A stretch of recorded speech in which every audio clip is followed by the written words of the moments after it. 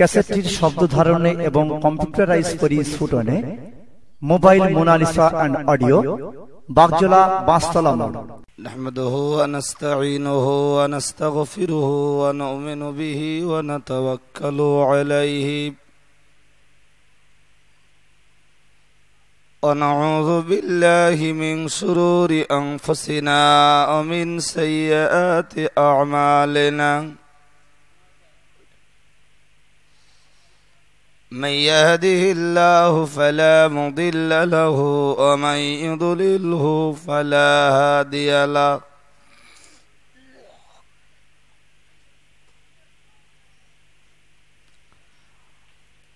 ونشهد أن لا إله إلا الله وحده لا شريك له.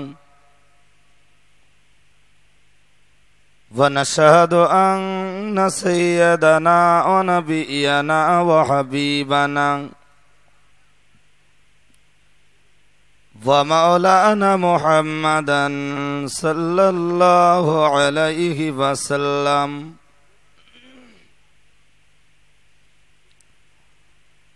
صلى الله عليه وسلم عبده ورسوله الذي أرسله بالحق بشيرا ونذيرا وداعيا إلى الله بإذنه وسراجا منيرا.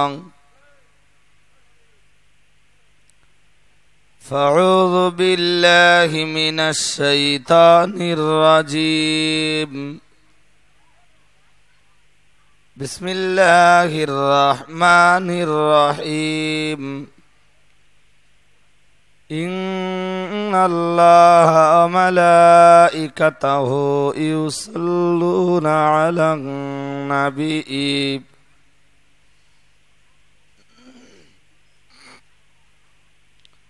يا أيها الذين آمنوا صلوا عليه وسلموا تسليما. اللهم صل على سيدنا مولانا محمد وعلى آل سيدنا مولانا محمد. اللهم آمين. الحمد لله رب العالمين والصلاة والسلام على رسوله الكريم. ربنا ظلمنا أنفسنا وإن لم تغفر لنا وترحمنا لنكونن من الخاسرين. رب العالمين মহাপাপী মহাগুনাহগার পাহাড় সমপাপ মাথায় নিয়ে তোমার শাহী দরবারে সম্মিলিতভাবে দুখানা করে খালি হাত উঠিয়েছি মাবুদ।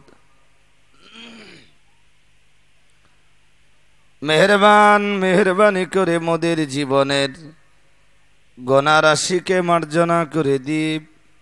সকলকে তুমি বেগুনাহ মাসুম বানিয়ে দাও। তোমার রহমতের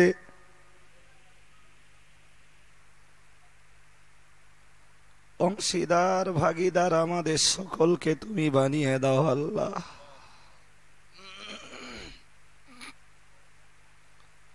শতধারায় তোমার রহমত আমাদের উপরে তুমি নাজেল করো আল্লাহ।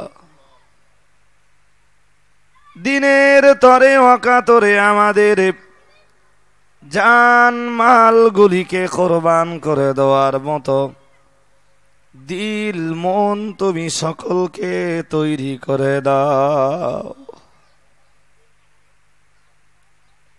হাসবুনাল্লাহু নি'মাল ওয়াকিল ওয়া নি'মাল মাওলা ওয়া নি'মান নাসির। হাসবুনাল্লাহু ওয়া নি'মাল ওয়াকিল নি'মাল মাওলা ওয়া নি'মান নাসির।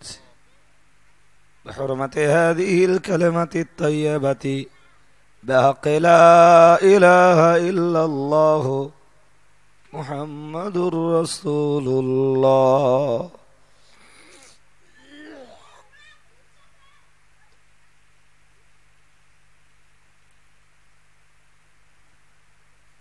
نحمده ونصلي على رسوله الكريم أما بعد فأعوذ بالله من الشيطان الرجيم وأوحينا إلى أم موسى أن أرضعيه فإذا خفت عليه فالقيه في اليم ولا تخافي ولا تحزني إنا رادوه إليك وجاعلوه من المرسلين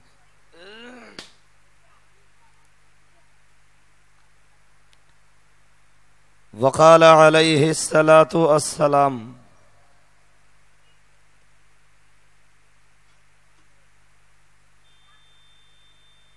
وأعظم الخطايا اللسان الكذوب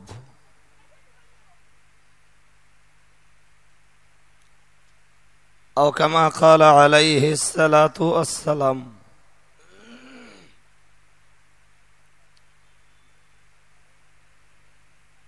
আজকের মাহফিলের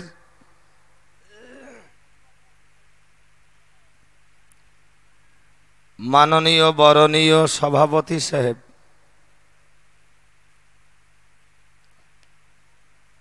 স্টেজে উপবিষ্ট এলাকার বিশিষ্ট গুণীজনের দল,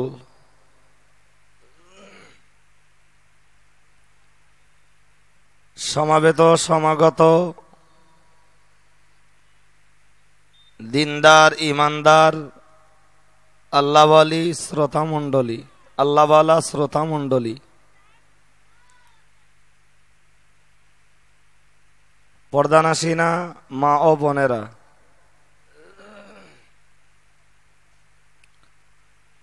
দরবারে ইলাহিতে অজস্র কৃতজ্ঞতা।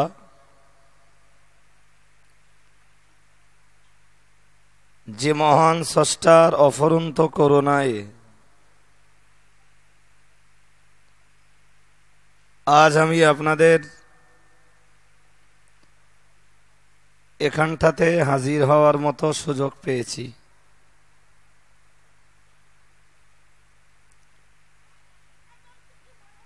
এই গ্রামের মুসল্লি মুসলমানদের কাছে আল্লাহওয়ালা বাবুজি, ভাই এবং জওয়ান বন্ধুদের কাছে আমি অন্তত একটু পরিচয় পরিচিতির আদান প্রদান করবার সুযোগ পেয়েছি।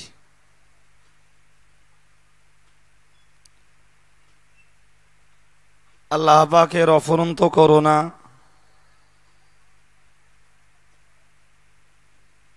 আপাতত এখানটাতে বসে কিছু কথা বলবার মানসিকতা নিয়ত নিয়ে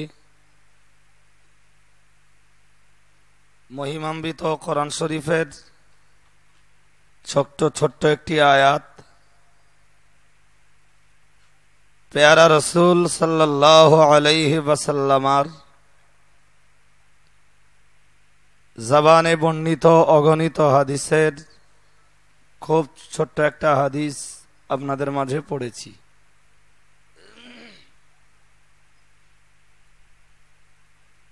চেষ্টা করব পঠিত আয়াত এবং হাদিসটাকে সামনে রেখে খুব ঠান্ডা মাথায় শান্ত ব্রেনে দুটো কথা সকলকে বলে বোঝানোর, বাকি মালিক মাওলা রব্বুল আলামিনের মোবারক মর্জি, তিনি তা কবুল করুন। সকলে বলুন আল্লাহুম্মা আমিন।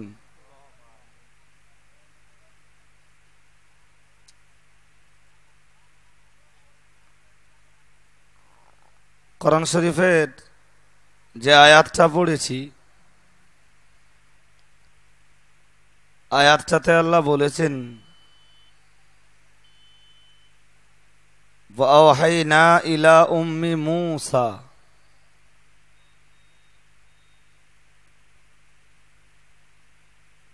আমি আমার নবী হযরত মূসা আলাইহিস সালামের মায়ের কাছে এই মর্মে ইলহাম করেছিলাম,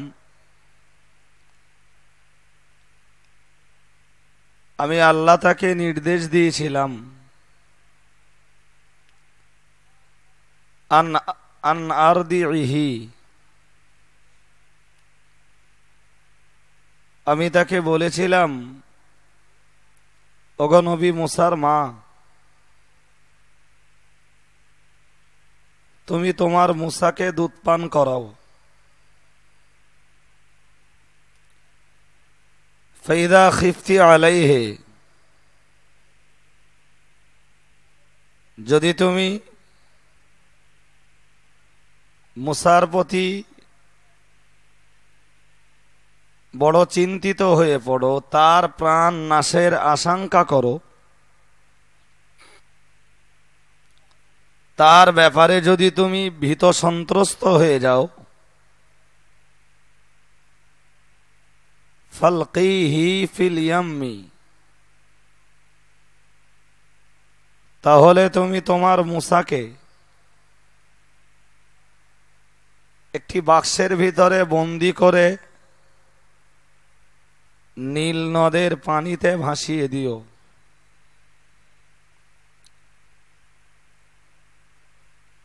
ওয়ালা তাখাফি ওয়ালা তাহজানি, তবে নিজের কোলের সন্তানকে বাক্সবন্দি করে নদীর পানিতে ভাসিয়ে দিয়ে তুমি যেন তার ডুবে যাওয়ার অথবা তার ক্ষতির কোনো আশঙ্কা করো না। এটা আমি আল্লাহ আমার ওয়াদা। ইন্না রাদ্দুহু ইলাইকি, নিশ্চয়ই আমি আল্লাহ তোমার মুসাকে আবার তোমার কাছেই ফিরিয়ে দেব। বলুন সুবহানাল্লাহ, একটু মহব্বত করে বলেন সুবহানাল্লাহ। ওয়াজাইলুহু মিনাল মুরসালিন, আর তোমার মুসাকে আমি আল্লাহ পৃথিবীতে আমার নবী বানাবো। তুমি ভয় পেও না, চিন্তিতা হইও না, পৃথিবীতে তোমার মুসাকে দিয়ে আমি আল্লাহ আমার কুদরতের খেলা तमाम পৃথিবীবাসীকে আমি দেখাবো।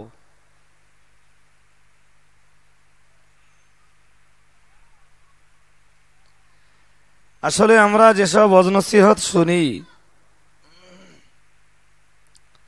তার ভিতরে একটা বিশেষ লক্ষ্য থাকে।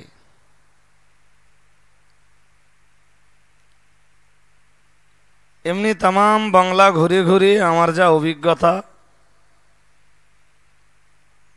বাংলার জনগণ, বাংলার মুসলমানরা ঘটনা শুনতে বিরাট ভাবে আগ্রহী এবং পছন্দ করে।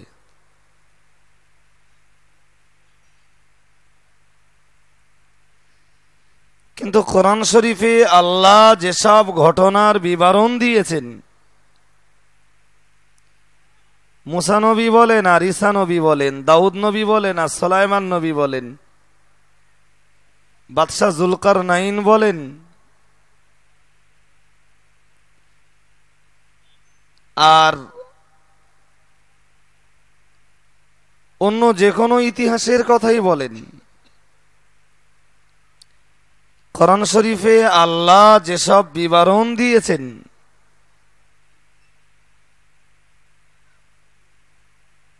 কোরআনে বর্ণিত সত্য ঘটনাবলীর ভিতরে যে শিক্ষার উপকরণগুলো লুকিয়ে রয়েছে সেইগুলো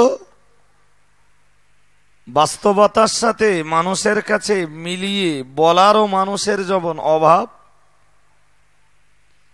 আর বলার মানুষের অভাব হলে বুঝে আমল করার মানুষের তো অভাব হবেই।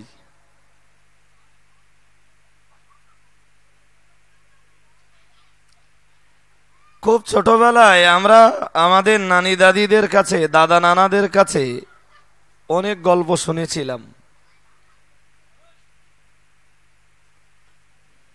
আসলে সেই সব গল্পের তো কোনো ভিত্তি নেই, তার কোনো বাস্তবতা নেই, তার পিছনে কোনো সত্যতা নেই, তার কোনো ব্যাকগ্রাউন্ড নেই, শুধু গল্পই গল্প। কিন্তু সবচেয়ে মজার ব্যাপার হলো কোরআন শরীফে আল্লাহ যেসব ঘটনাবলী শুনিয়েছেন তার পিছনে রয়েছে সত্যতা, রয়েছে তার ব্যাকগ্রাউন্ড, রয়েছে তার ভিতরে সততা, রয়েছে তার ভিতরে বাস্তবতা। এবং প্রত্যেকটা যুগের মানুষ যে যেভাবে খুঁজবে কোরআনে বর্ণিত সত্য ঘটনাগুলির ভিতরে নিশ্চয়ই যুগে যুগে সকলেই কিছু শিক্ষার বাস্তব উপকরণ হাসিল করতে পারবে। একটু সুবহানাল্লাহ বলেন।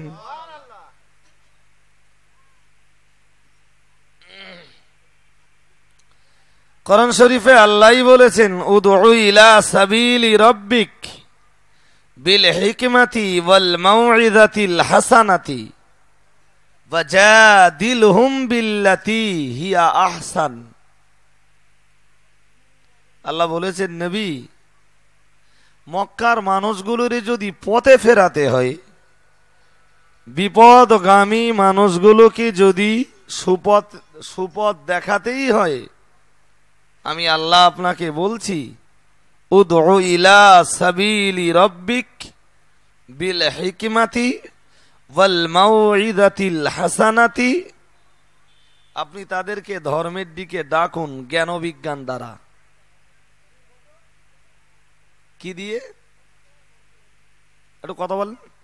জ্ঞান বিজ্ঞান, জ্ঞান বিজ্ঞান, যুক্তি দিয়ে। আর ওয়াল মাউইযাতিল হাসানাতে, খুব সুন্দর সুন্দর ঘটনা তাদেরকে শোনান, যাতে তাদের দিলটা একদম কোমল নরম হয়ে যায় এবং তারা যেন পথে ফেরে।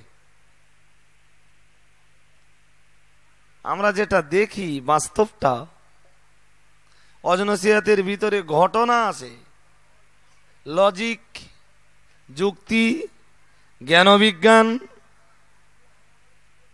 ইলমে মুখাসামা, ইলমে মুজাদালা নেই, বিরাট অভাব।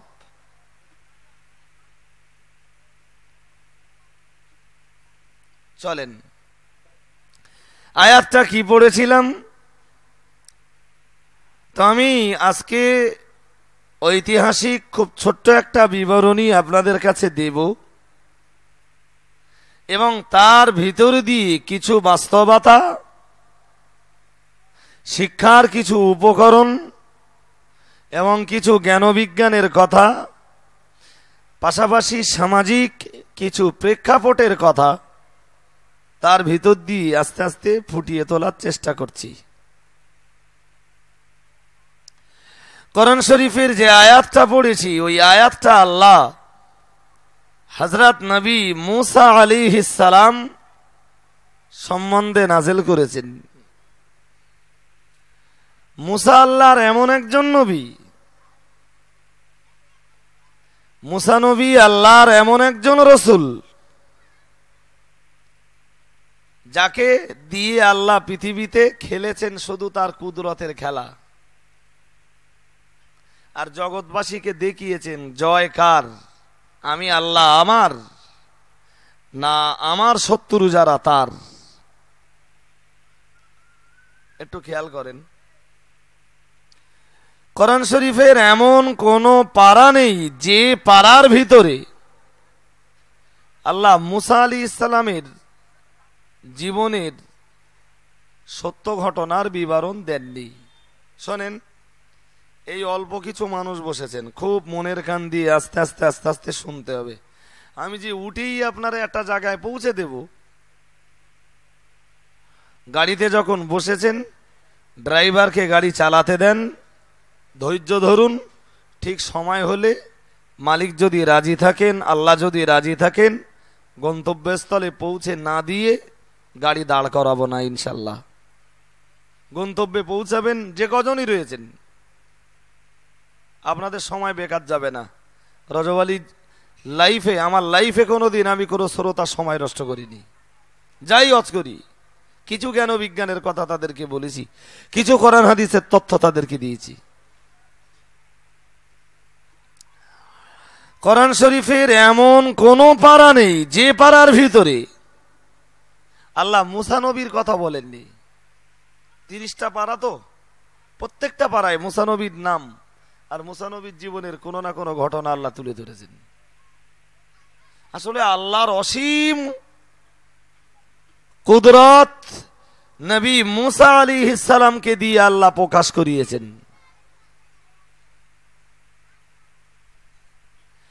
নবী মুসা যখন মায়ের পেটে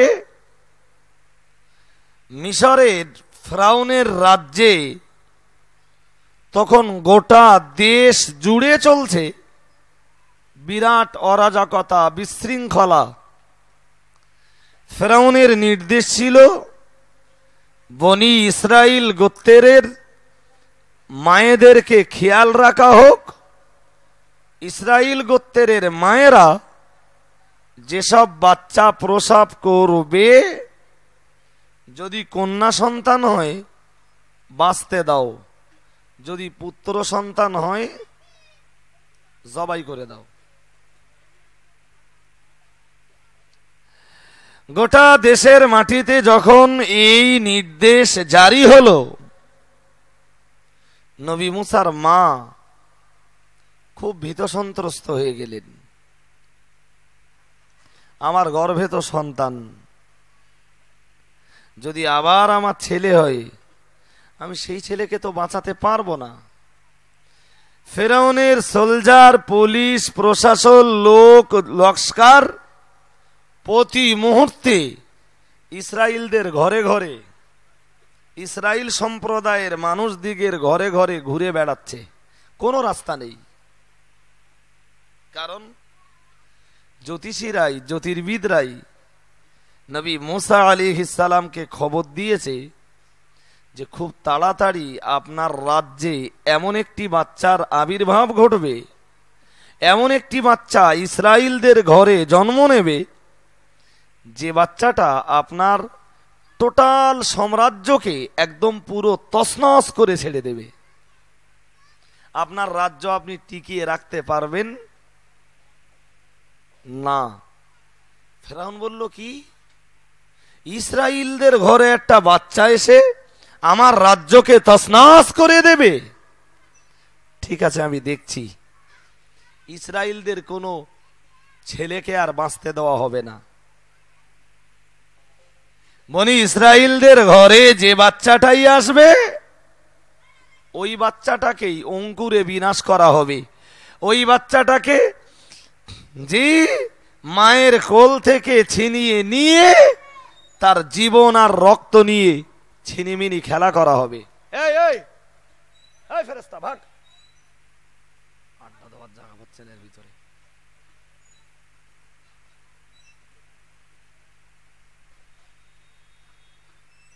আসলে এখনো সন্ধ্যে রাত, তো একটু এটা সেটা হবে, কি করবেন, মানিয়ে গুছিয়ে আমাদেরকে দুটো কথা বলতে এবং শুনতেই হবে।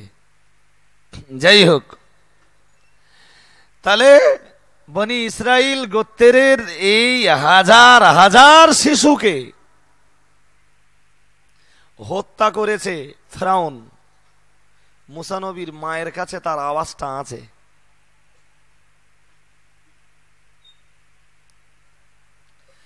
বাইরে আমার মনে রেখে দিন, মুসা আলাইহিস সালামের মা কখনো কখনো মহান রব্বুল আলামিন আল্লাহকে ডেকে বলেছেন, আল্লাহ এর আগে তুমি আমায় পুত্র সন্তান দিয়েছ। ও বাবাজিরা ভাইরা, মুসা আলাইহিস সালামের ভাই হযরত নবী হারুন আলাইহিস সালাম মুসা নবীর আগেই দুনিয়াতে ভূমিষ্ঠ হয়েছেন। হযরত নবী মুসার আম্মা জান ইতিপূর্বে বেটা হারুনকে প্রসব করেছেন। আর এই ফেরাউনের নিষেধাজ্ঞা যখন চলছে গোটা দেশের মাটিতে, ফেরাউন যখন নির্দেশ জারি করেছে বনি ইসরাইলদের কোনো পুত্র সন্তান ভূমিষ্ঠ হলে অবিলম্বে তোমরা তাকে মেরে দাও। আল্লাহ পাকে নবী মুসা আলাইহিস সালাম মায়ের গর্ভে আসবার পরে, ও বাবাজিরা ভাইরা, মা বড় চিন্তাশীলা, কখনো কখনো চিন্তিতা হয়ে মহান আল্লাহ পাক রব্বুল আলামিনকে বলেছেন, ও রব্বুল আলামিন আল্লাহ, এর আগে তুমি আমায় পুত্র সন্তান দিয়েছ, এবারে না হয় তুমি আমাকে একটি কন্যা সন্তান নসিব করে দাও।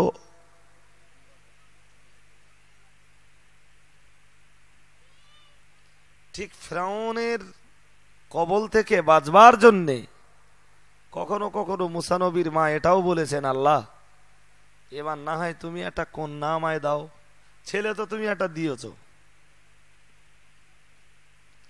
আসলে ছেলে হওয়া আর মেয়ে হওয়া হাতটা তো মানুষের না, হাতটা হলো আল্লাহর কুদরতি হাত, ইচ্ছাটা আল্লাহর। মার বাপেরও ইচ্ছা না, আর পৃথিবীর কোনো মানুষের ইচ্ছা না।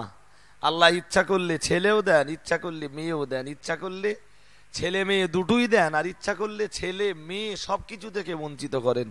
সবকিছু আল্লাহর কুদরতি ক্ষমতায়, আল্লাহর কুদরতি কবজায়।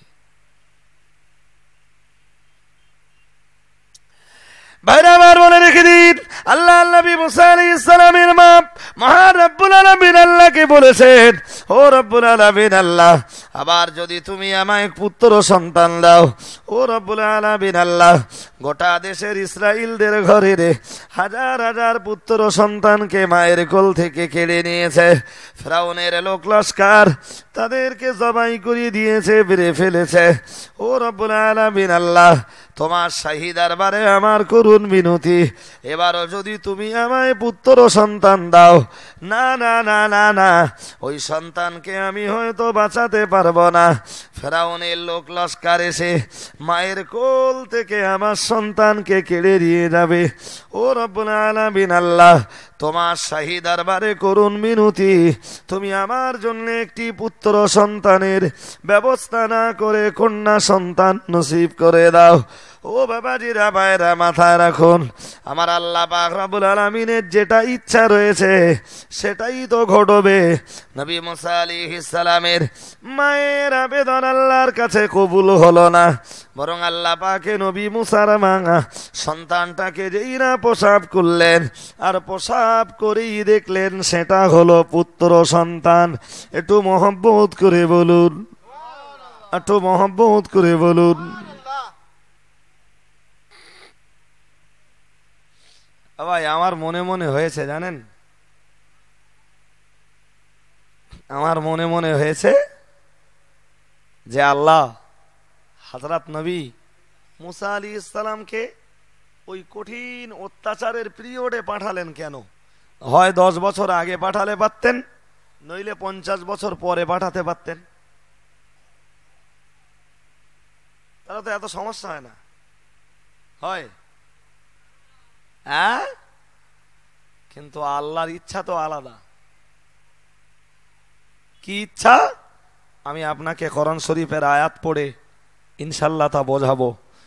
জি শুনুন, নবী মুসা যখন মায়ের গর্ভ থেকে দুনিয়ায় এসেছেন, মুসা নবীর মায়ের চিন্তা আরো বেড়েছে।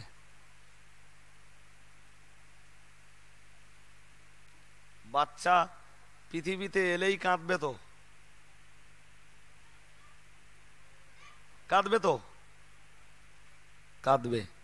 আর ওই কান্নার আওয়াজ যেই চলে যাবে ফেরাউনের পুলিশ প্রশাসনের কানে, আর হানা দেবে মুসা নবীর বাড়ি, মুসা নবীর মায়ের কাছে, বাচ্চাটাকে ছিনিয়ে নেবে।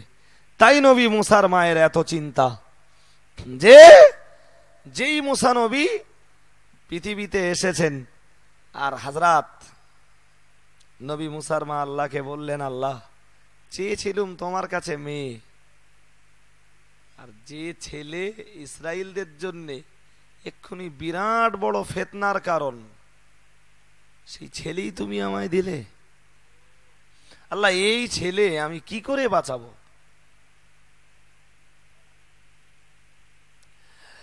ভাইরা আমার মনে রেখে দিন, মহান রব্বুল আলামিন আল্লাহ, ও বাবাজিরা ভাইরা মাথায় রাখুন, কোরআন শরীফের ভিতরে বলে দিলেন হযরত নবী মুসা আলাইহিস সালামের মা যখন বড় চিন্তিত হয়ে পড়লেন, আমার আল্লাহ পাক রব্বুল আলামিন বললেন, ও আওহাইনা ইলা উম্মি মুসা, আমার আল্লাহ পাক রব্বুল আলামিন বললেন, আমি আমার নবী মুসার মায়ের কাছে ওহী করেছিলাম, না না বাঁচানোর মালিক তুমি নও গো, কাউকে মারার মালিক তুমি নও গো, কাউকে বাঁচানোর মালিক ফেরাউন নয় গো, আর কাউকে মেরে দেওয়ার মালিক ও ফেরাউন নয়, বাঁচানোর মালিক আমি আল্লাহ, আর মানুষকে মারবার মালিক আমি আল্লাহ। ও আমার নবী মুসার মা শোনো, আমি আল্লাহ পাক রব্বুল আলামিন বলে দিলাম, খবরদার তুমি চিন্তা করো না, খবরদার জানো তুমি সন্তাপ্ত হয়ে পড়ো না, আমি আল্লাহ পাক রব্বুল আলামিন বলে দিলাম, তুমি তোমার বাচ্চাকে নিঃসংকোচে দুধ খাইয়ে যাও, তুমি তোমার বাচ্চাকে দুধ পান করাতে থাকো, আমি আল্লাহ পাক রব্বুল আলামিন বলে দিলাম, তোমার মুসাকে মারা তো দূরের কথা, তোমার মুসার গায়ের একটা পশম পর্যন্ত কেউ স্পর্শ করতে পারবে না। জোরে সোরে বলুন সুবহানাল্লাহ। আর আমি আল্লাহ পাক রব্বুল আলামিন বলে দিলাম, ও আমার নবী মুসার মা শোনো, তুমি চিন্তিত হয়ে যেও না, আমি আল্লাহ পাক রব্বুল আলামিন বলে দিলাম, ও আমার নবী মুসার মা, তোমার মুসাকে দিয়ে আমি আল্লাহ আমার কুদরতের খেলা তামাম পৃথিবীর মানুষগুলোকে আরো একবার দেখিয়ে দেব। একটু মহব্বত করে বলেন, তুমি এত চিন্তিত কেন? চিন্তার কোনো কারণ নেই, চিন্তা করো না, তোমার মুসা হবে আমার কুদরত মানুষের কাছে প্রকাশিত হওয়ার কারণ। মুসাকে দিয়ে কুদরতি খেলা খেলবো, আর তারপরে দেখা যাবে জয় কার, হকের না বাতিলের, সত্যের না মিথ্যার, ন্যায়ের না অন্যায়ের, জি নূরের না জুলমাতের, আলোর না অন্ধকারের, জয় কিসের, জি একত্ববাদের না বহুত্ববাদের, অহাদানিয়াতের না শিরকিয়াতের, জয় কিসের তারপরে দেখা যাবে। তবে তোমার মুসাকে তুমি আপাতত দুধ খাওয়াও, আমি আল্লাহ তোমার মুসাকে হেফাজতের দায়িত্ব আমার কুদরতি কবজায় তুলে নিলাম। সুবহানাল্লাহ বলেন, একটু মহব্বত করে বলেন। ভাই আমি যা ওয়াজ করতেছি এ আপনারা এভেলেবেল শুনেছেন, কত বক্তাই করেছে তার ঠিক আছে, জি বহু বক্তাই করেছে, আর আমিও করতে বসেছি, কিন্তু আমার কাছে আমি অন্তত আল্লাহর প্রতি ভরসা করে বলতে পারি, এমন কিছু তথ্য পাবেন যা বোধহয় আপনি অন্য কারোর কাছে পাননি। কি কঠিন পরিস্থিতি জানেন? যে কঠিন পরিস্থিতিতে আল্লাহ নবী মুসার মাকে সান্ত্বনা দিচ্ছেন, যে পরিস্থিতি এত কঠিন, ফেরাউন ততক্ষণে হাজার হাজার মায়ের কোল থেকে বাচ্চাকে ছিনিয়ে নিয়ে বাচ্চার জীবন আর রক্ত নিয়ে হোলি খেলেছে। একজন দুজনের না বলো, হাজার হাজার। ভাই কত হাজার জানেন? কে বলতে পারবেন?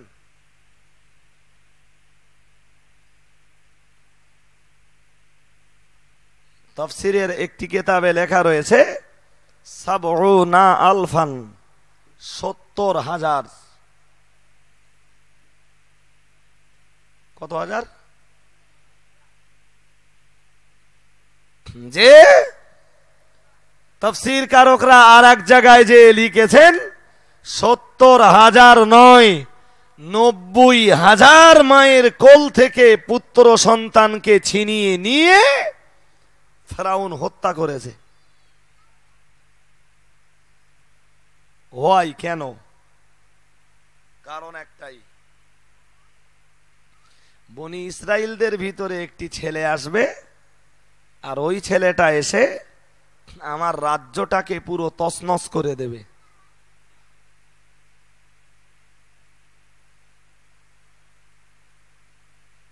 কিছু বুঝতে পারছেন? একটাই কারণে।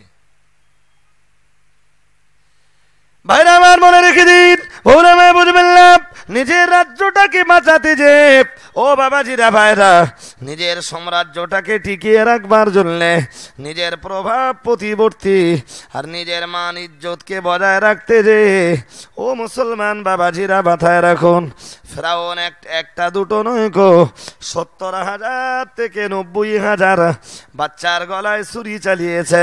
সদ্য প্রসূত অন্তত 90,000 বাচ্চাকে মেরেছে।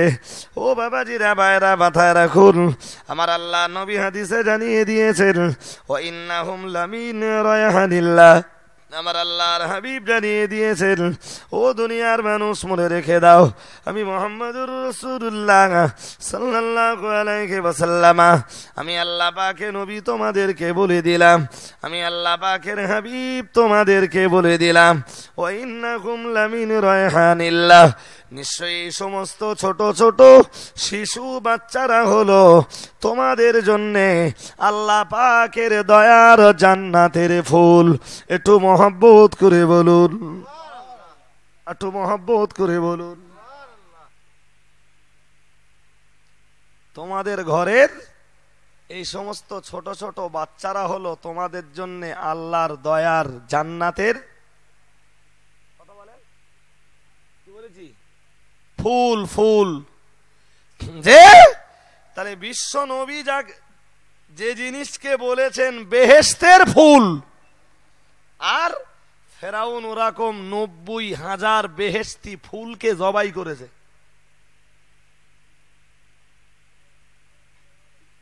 লক্ষ্য বলো একটাই, সাম্রাজ্যকে টিকিয়ে রাখবে। উদ্দেশ্য বলো একটাই, নিজের রাজ সিংহাসনটাকে বাঁচাবে, নিজের প্রভাব প্রতিবর্তীকে টিকিয়ে রাখবে, নিজের মান ইজ্জতকে সে জলঞ্জলে দিতে চায়নি। তাতে মানুষ মারতে হয় হোক, 90,000 বাচ্চার গলায় ছুরি চালাতে হয় হোক, তাদের রক্ত নিয়ে খেলা করতে হয় হোক, সাম্রাজ্য টিকে থাক।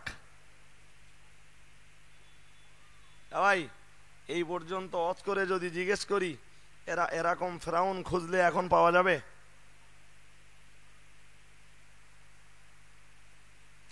মানুষের জীবনের চেয়ে যাদের কাছে সাম্রাজ্য বড়, মানুষের জীবনের চেয়ে যাদের কাছে আসন বড়, মানুষের জীবনের চেয়ে যাদের কাছে প্রভাব প্রতিবর্তী বড়, মানুষের জীবনের চেয়ে যাদের কাছে চেয়ারের মূল্য অনেক বেশি, এরম ফেরাউন খুঁজলি পাওয়া যাবে?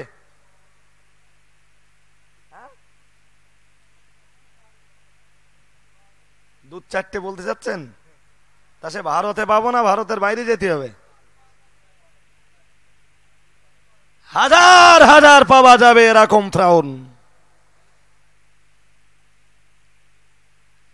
যে যাদের কাছে মানুষের জীবনের তুলনায় নিজের গদি, নিজের আসন, নিজের চেয়ার, নিজের প্রভাব, নিজের প্রতিবর্তী আর নিজের সম্মান অনেক বড়। মানুষ মারতে হয় মারবো, আসন হারা হব না। মানুষ মারতে হয় মারবো, গদি ছাড়বো না। মানুষ মারতে হয় মারবো, চেয়ার ছাড়বো না। এরকম ফেরাউন ভারতবর্ষের অন্য স্টেটে যেতে হবে না, খোদ আপনি যে রাজ্যে বাস করেন এ রাজ্যেও এরকম ফেরাউন হাজারে হাজারে জুটে যাবে।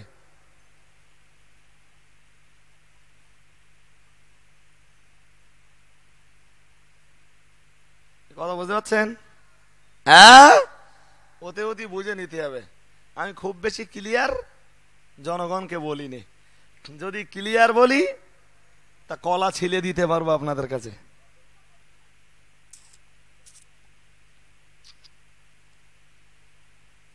কথা বুঝতে পারছেন?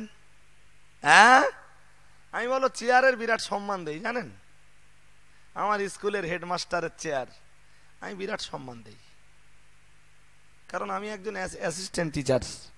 সুতরাং অ্যাসিস্ট্যান্ট টিচার হিসাবে হেডমাস্টারের আসনটাকে তো মূল্য দেওয়া উচিত।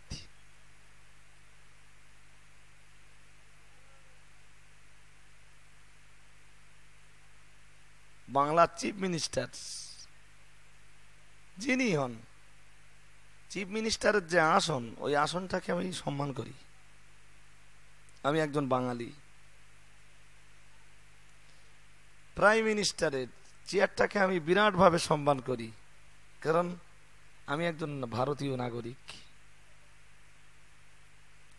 আরে বাবা, দেশের প্রতি ভালোবাসা আর দেশের প্রতি দেশকে প্রেম, দেশকে ভালোবাসতে, দেশ প্রেম করতে শিখিয়েছিলেন তো আজ থেকে ১৫০০ বছর আগে হযরত মুহাম্মদ সাল্লাল্লাহু আলাইহি ওয়াসাল্লাম।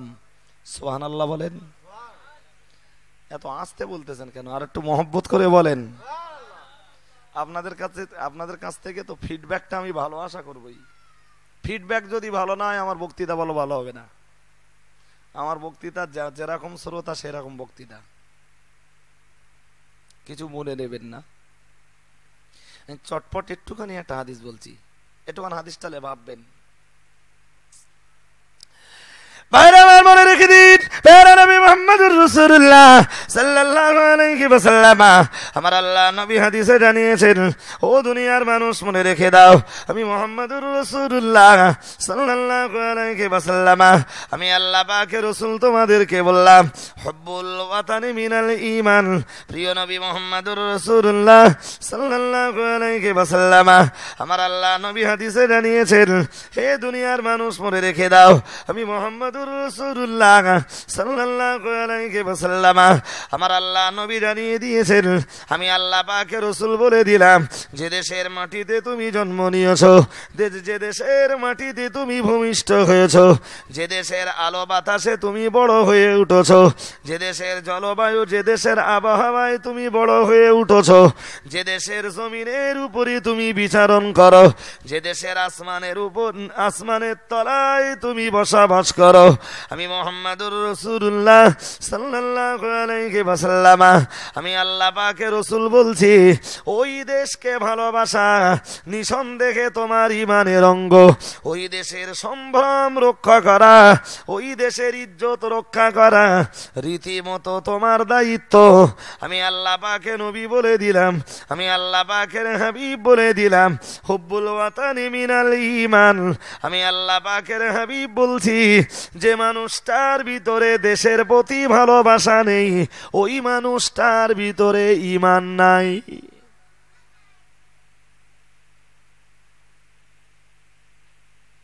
ভারতবর্ষের আজ পর্যন্ত যে কারণেই যত আলেম, হাফেজ, মাওলানা, কারি, ইমাম, মুয়াজ্জিন, মাস্টার, ডাক্তার জন্মেছেন, সর্বশ্রেণীর মানুষ যে দেশের মাটিতে জন্ম, যে দেশের মাটিতে ভূমিষ্ঠ, যে দেশের আলো বাতাসে মানুষ, যে দেশের সূর্যের আলোতে মানুষ, যে দেশের আকাশের তলায় বসবাস, যে দেশের জমিনের উপরে বিচরণ, সে দেশকে ভালোবাসতে নবী নির্দেশ দিয়েছেন। তাই ভারতের স্বাধীনতা সংগ্রামের ইতিহাসে এদেশের হাজার হাজার আলেমে দ্বীন তারাও স্বাধীনতা সংগ্রামে অংশ নিয়েছিলেন ইংরেজদেরকে তাড়াতে। তারা কেউ বা জেল খেটেছেন, কেউ বা শরীরের রক্ত দিয়েছেন, আর কেউ বা নিজের জীবনটাকে নির্বাপিত করেছেন দেশের প্রতি ভালোবাসা দেখিয়ে, যে ঈমানটাকে মজবুত করতে। সুবহানাল্লাহ বলেন, আর একটু মহব্বত করে বলেন। দেশকে বাঁচানোর জন্য আমরা পিছিয়ে কথা বলেন, ভাই পিছিয়ে থাকবো না। দেশের সম্ভ্রম রক্ষা করা, দেশের ঐতিহ্যকে রক্ষা করা ঈমানের কথা বলেন অঙ্গ। রাসূলুল্লাহ শিখিয়েছেন। আমি বিস্তার করে বলার সময় পাবো না ভাই, যতদূর পারি বলছি। আর একটা হাদিস বলি এবার, আমার দিকে মন দেন। হ্যাঁ ভাই, বাচ্চা কাচ্চা এত হুড়োচ্ছে কেন এখানে? হ্যাঁ, কি খেলার জায়গা? এদের জন্য তো আপনাদেরও ডিস্টার্ব হবে আর আমারও ডিস্টার্ব হবে। এত ময়দান খালি পড়ে রয়েছে, বাচ্চা কাচ্চা কেন? আর আসতেছে যখন দল দল, কমিটির ছেলেরা কোথায়? ভাইরা আমার মনে রেখে দিন, প্যারা নবী মুহাম্মদুর রাসূলুল্লাহ সাল্লাল্লাহু আলাইহি ওয়াসাল্লাম, আমার আল্লাহ নবী হাদিসে জানিয়েছেন, ও দুনিয়ার মানুষ মনে রেখে দাও, আমি মুহাম্মদুর রাসূলুল্লাহ সাল্লাল্লাহু আলাইহি ওয়াসাল্লাম, আমি আল্লাহ পাকের নবী তোমাদেরকে বলে দিলাম, আমি আল্লাহ পাকের হাবিব তোমাদেরকে বলে দিলাম। ও বাবাজিরা, ভাইরা, মাথায় রাখুন, আমার আল্লাহ নবী জানিয়ে দিয়েছেন, আল ঈমানু বিদুয়া সাবউনা শুবাতান ফাআফদালুহা কাউলু লা ইলাহা ইল্লাল্লাহ ওয়া আদনাহা ইমাতাতুল আযা আনিত তারিক।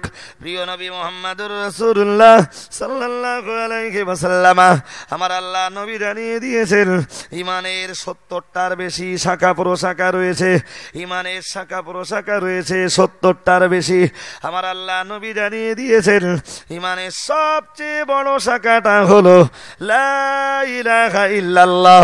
আমার আল্লাহ নবী জানিয়ে দিয়েছেন, ও দুনিয়ার মানুষ মনে রেখে দাও, আর 70-এর বেশি শাখার ভিতরে ঈমানের সবচেয়ে নিম্ন শাখাটি হলো, সবচেয়ে নিম্নমানের শাখাটি হলো, আমার আল্লাহ পাকের হাবিব জানিয়েছেন, আদনাহা ইমাতাতুল আযা আনিত তারিক। তুমি রাস্তা দিয়ে চলেছো, রাস্তা দিয়ে যেতে যেতে যেতে যেতে রাস্তায় কোনো ইটের গোটা যদি তুমি দেখতে পাও, রাস্তার উপরে কষ্টদায়ক কিছু পড়ে রয়েছে, এরকম কিছু যদি দেখতে পাও, তরমুজের খোলা যদি দেখতে পাও, কলার খোসা যদি তুমি দেখতে পাও, রাস্তায় একটা বড় কাঁটা পড়ে রয়েছে, পেরেক পড়ে রয়েছে, আমি মুহাম্মদুর রাসূলুল্লাহ সাল্লাল্লাহু আলাইহি ওয়াসাল্লাম, আমি আল্লাহ পাকের নবী বলে দিলাম, রাস্তার এই কষ্টদায়ক জিনিসটাকে ফেলে দেওয়াটাও হলো ঈমানের আর একটা অঙ্গ। একটু মহব্বত করে বলেন, একটু মহব্বত করে বলেন।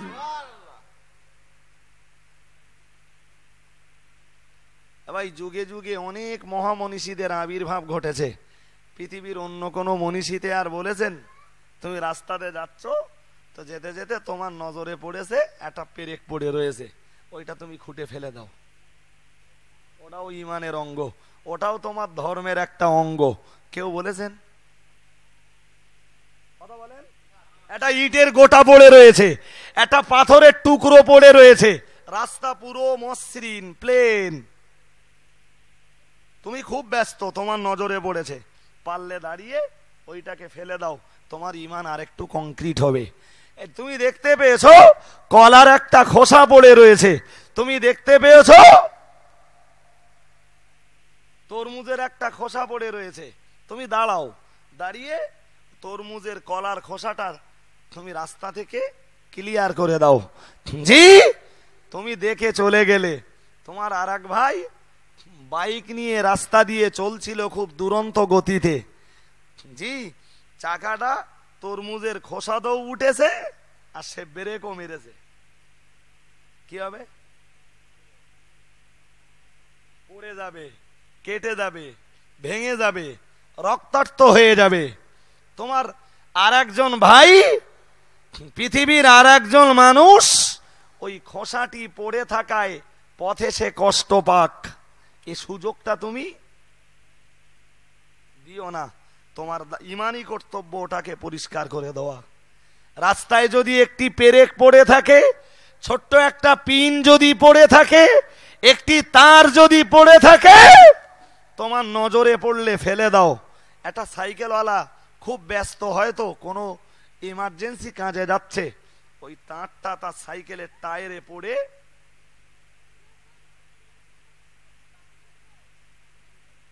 লিক হয়ে যাবে, তার কাজের ক্ষতি হয়ে যাবে, ব্যাঘাত হয়ে যাবে, সে সময় মতো তার গন্তব্যস্থলে পৌঁছাতে পারবে না।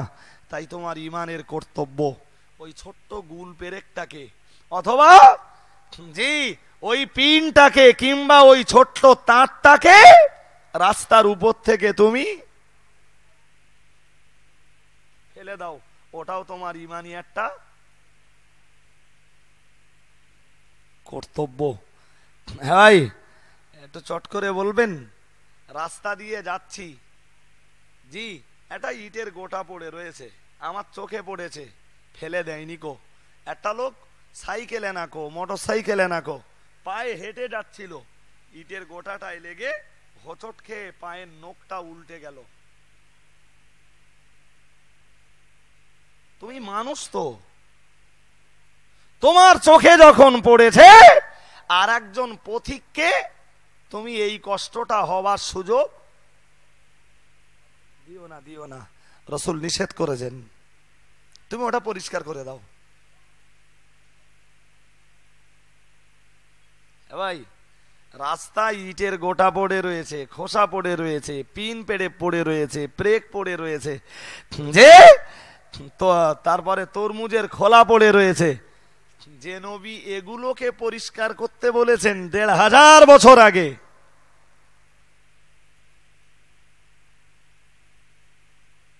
ওই নবী মুহাম্মদুর রাসূলুল্লাহ সাল্লাল্লাহু আলাইহি ওয়াসাল্লাম জি কারোর রক্ত নিয়ে খেলবার অনুমতি দেবেন? এটা হতে পারে? আচ্ছা, এর চেয়ে পরিষ্কার করে আমার কি বলবো? যিনি ওইটুকু কষ্ট মানুষকে দিতে চান না, ওইটুকু কষ্ট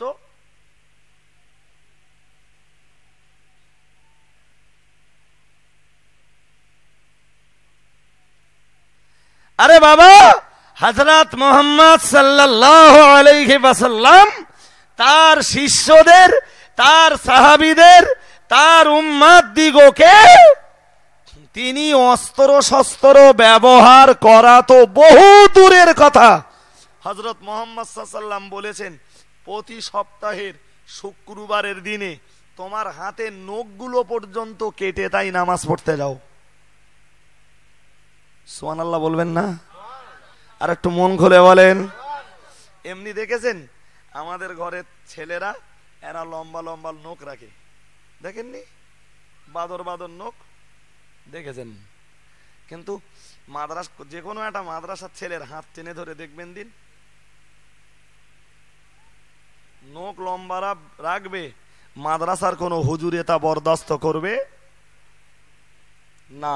সে হেফজখানা হোক আর মাওলানা বিভাগীয় মাদ্রাসা হোক, তার মানে তুই এই নখ বড় রাখবি। শোনেন, সেদিন আমার মাদ্রাসায় দেখি দুটো ছেলে ঝগড়া বাঁধিয়েছে। তা ভাই, একটা ছেলে একদম ছিপছিপে পরিষ্কার, স্বাস্থ্য শরীরও ভালো তার, তা সেই ছেলেটার মুখই খাম ছেড়েছে, তা গোস্ত উঠে গেছে। তা মাদ্রাসায় আমি একটু মেজাজি, সেই ছেলেটা এসে আমারা দেখাচ্ছে, তা ভাই তার মুখের দিকে দেখার নেই। তা বলছে, কোন ছেলেটা রে? এখন তো আবার মারা নিষেধ। তা এক হাত চটচবট দে, আলম কালকে তুই স্কুলে আসবি, তোর বাপের সঙ্গে করলে তোর বাপের কাছে অভিযোগ করব, তারপরে তোর এই স্কুলে ক্লাসের অনুমতি দেব। তোর বাপের কাছে অভিযোগ না জানানো পর্যন্ত তোর ক্লাস করার কোনো অনুমতি থাকবে না, তোর বাপকে আসতে হবে আমার কাছে। আপনি জানেন, আর ছাত্রদের হাতের নখ পর্যন্ত আমরা চেক আপ করি।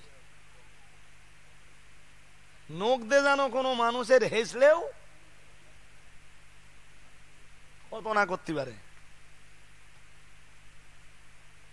হ্যাঁ, মাদ্রাসার ছেলেরা এতটাই শান্তিকামী, অথচ তাম বাংলা ব্যাপী মাদ্রাসাগুলির নামে বিরাট দুর্নাম আর বদনাম কাগজে কলমে আপনারা দেখেছেন না দেখেননি?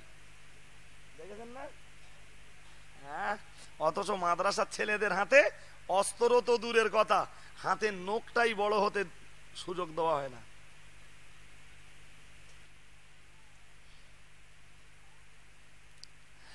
ভাইরা আমার মনে রেখে দিন, বলতে বলতে অনেক দূর চলে এসেছি।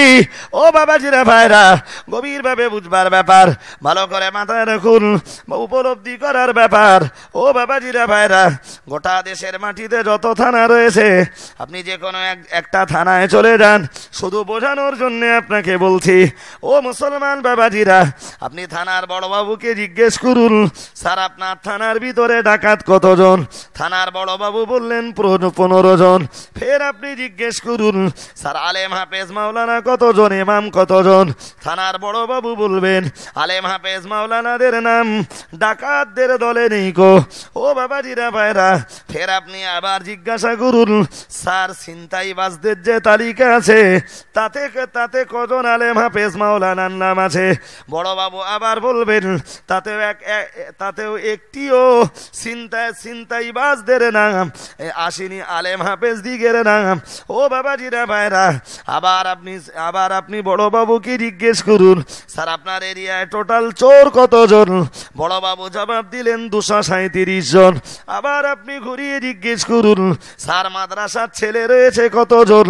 স্যার এক বাক্যে জবাব দেবে, মাদ্রাসার ছেলেদের নাম কেন চোরের তালিকাতে আসবে? আবার জিজ্ঞেস করুন, স্যার আপনার থানার এরিয়াতে টোটাল এরিয়াতে এমনি করে বধূ নির্যাতনের আসামি কতজন? স্যার বলল 111 জন। আবার জিজ্ঞেস করুন, আলেম হাফেজার মাওলানা কতজন আছে? এক বাক্যে স্যার বলে দেবে একজনও নাই। তাই বলবে তো? তাহলে দেশের এত আসামিদের খাতা, সে খাতায় আলেম হাফেজ মাওলানা ইমাম এদের নাম নেই। অথচ সন্ত্রাসী কাজ করার বেলায় নাকি এরা করতেছে। কিছু মাথায় যাচ্ছে? তাহলে চক্রান্ত তো নাকি? কথা বলেন। যে পুলিশ সন্ত্রাসী এদেরকে আজকে সন্ত্রাসী হিসাবে চিহ্নিত করছে, সেই পুলিশই বলো জানে যে এদের কোন রূপ কোন আসামির খাতায় আলেম হাফেজ মাওলানা কারি ইমাম এদের কারণ নাম। চলেন ফিরে চলেন। আমি বলতে অনেক দূর বলে ফেলেছিলাম যে আমি সর্বশেষ কথা বলছিলাম যে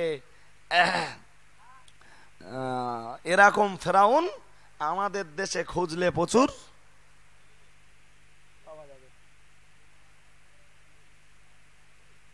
বাকি চিহ্নিত করে নেওয়ার দায়িত্ব আপনাদের দোয়াতে রইল। চলেন, মুসা আলাইহিস সালাম ঠিক ওই কঠিন পিরিয়ডে মায়ের গর্ভে এসেছেন। ফেরাউন যখন 90,000 বাচ্চাকে মেরেছে বা মারছে, নবী মুসা তখন মায়ের গর্ভে। মুসা নবীর মা খুব ভয় পেলেন। ভাইরা আমার মনে রেখে দিন, মহান রব্বুল আলামিন আল্লাহ হযরত নবী মুসা আলাইহিস সালামের মারে ডেকে বললেন, ও বাবাজিরা ভাইরা মাথায় রাখুন, আমার আল্লাহ পাক রব্বুল আলামিন জানিয়েছেন, ওয়া আওহাইনা ইলা উম্মি মুসা, আমার আল্লাহ পাক রব্বুল আলামিন বললেন, আমি আমার নবী মুসার মায়ের কাছে ওহী করেছিলাম, আন আরদিহি ফাইদা খিফতি আলাইহি ফালকিহি ফিল ইয়াম্মি। আমার আল্লাহ পাক রব্বুল আলামিন বললেন, আমি আমার নবী মুসার মায়ের কাছে ওহী করেছিলাম, আনারুদিহি, তুমি তাকে দুধ পান করাও, তোমার মুসার ব্যাপারে চিন্তিত হয়ে যেও না।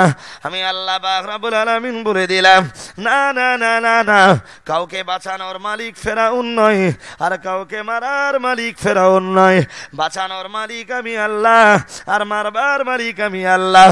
জীবন দেওয়ার মালিক আমি আল্লাহ, আর মারার মালিকও আমি আল্লাহ। আমি আল্লাহ পাক রব্বুল আলামিন বলে দিলাম, না না, তুমি চিন্তিত হয়ে পড়ো না, চিন্তাগ্রস্ত হয়ে যেও না। আমি আল্লাহ পাক রব্বুল আলামিন বলে দিলাম, ফেরাউনের লোক লস্করে তোমার মুসার একটা পশম পর্যন্ত ছিটতে পারবে না। একটু মহব্বত করে বলুন, একটু মহব্বত করে বলুন। আমি আল্লাহ পাক রব্বুল আলামিন বলে দিলাম, তুমি তোমার মুসাকে দুধ পান করিয়ে দাও। ও বাবাজিরা ভাইরা, মহান আল্লাহ পাক রব্বুল আলামিনের নির্দেশ অনুযায়ী হযরত নবী মুসা আলাইহিস সালাম বাড়িতে তার বাচ্চাকে দুধ পান করাতে লাগলেন। কত মাস? ওই নদীর পানিতে ভাসিয়ে দেওয়ার আগে নবী মুসার মা মুসা নবীকে দুধ পান করিয়েছেন। কত মাস জানেন না? তাহলে ওয়াজ আপনাদের হয়তো শোনা, কিন্তু ওর ভিতরে এমন কিছু বিষয় লুকিয়ে রয়েছে যেগুলোর আপনাদের অজানা।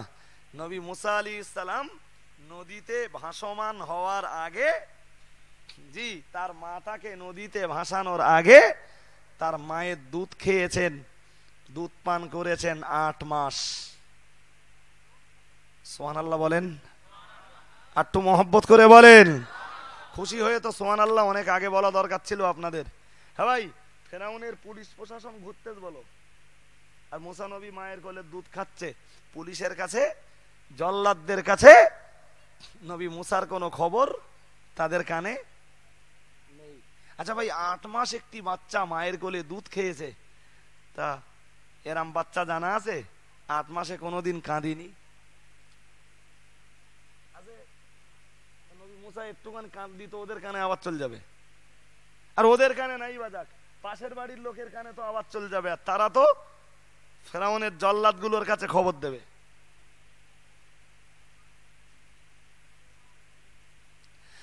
বাইরে আমার মনে রেখে দিন, মহান রব্বুল আলামিনের কুদরত বোঝা বড় কঠিন। ও বাবাজিরা ভাইরা, আমি আগেই বলেছিলাম, আপনারা সবাই ছিলেন না, আমার আল্লাহ পাক রব্বুল আলামিন বলেছিলেন, ও আমার নবীর মুসার মা শোনো, আমি আল্লাহ পাক রব্বুল আলামিন বলে দিলাম, তোমার ভয়ের কোনো কারণ নেই গো, তুমি সন্ত্রস্ত হয়ে যেও না, তুমি ভীত হয়ে পড়ো না। আমি আল্লাহ পাক রব্বুল আলামিন তোমার মুসাকে দিয়ে পৃথিবীতে আমার কুদরতের খেলা খেলবো। ও বাবাজিরা ভাইরা, আল্লাহ পাকের কুদরতের কত বড় খেলা। হযরত নবী মুসা আলাইহিস সালাম তার মায়ের কোলে দুধ পান করেছেন বাড়িতে 8 মাস। ও বাবাজিরা ভাইরা, অথচ ফেরাউনের প্রশাসনে খবর পেল না। তাফসীর কারকগণ লিখেছেন, ওই 8 মাসের ভিতরে আল্লাহ পাকে নবী মুসা আলাইহিস সালাম লা ইয়াবকি ওয়া লা ইয়াতাহাররাকু, আল্লাহ পাকে নবী মুসা আলাইহিস সালাম না কোনোদিন কান্না কাটা করেছেন, আর কান্না কাটা মায়ের কোলে তো দূরের কথা, আল্লাহ পাকে নবী মুসা আলাইহিস সালাম এই 8 মাসের ভিতরে তিনি কোনোদিন মায়ের কোলে নড়াচড়া পর্যন্ত করেননি। একটু মহব্বত করে বলেন, একটু মহব্বত করে বলেন। আল্লাহর কুদরতের কত বড় খেলা। এই 8 মাসের ভিতরে নবী মুসা আলাইহিস সালাম মায়ের কোলে কোনোদিন নড়াচড়া পর্যন্ত, একদম মরা ছেলে, শুধু শ্বাস প্রশ্বাসটা আছে, আর খাবার দরকার হয়েছে নবী মুসা আলাইহিস সালাম মায়ের কাছে, কথা বলেন, মায়ের কাছে খেয়েছেন। জি, আর বাকি নড়াচড়া কান্না কাটি কিচ্ছু না। তাফসীর কারক, আমি পড়ে তো ভাবছিলাম যে 8 মাস দুধ খেয়েছে নবী মুসা সাল্লাম বাড়িতে তার মায়ের কাছে, নদীতে ভাসিয়ে দেওয়ার আগে তা কান্নাকাটি করিনি। একটু নিচে এসে দেখি লেখা আছে লা ইয়াবকি ওয়া লা ইয়াবকি ওয়া লা ইয়াতাহাররাক, তিনি কোনোদিন কাঁদেননি, কোনোদিন নড়াচড়া করেননি। আর একবার সুবহানাল্লাহ বলেন। খেলাটা তো আল্লাহর। কিসের খেলা? কুদরতের। কিসের খেলা? কুদরতের খেলা। শুনুন এরপরে কি হচ্ছে দেখেন। দেখতে দেখতে 8 মাস কেটে গেছে।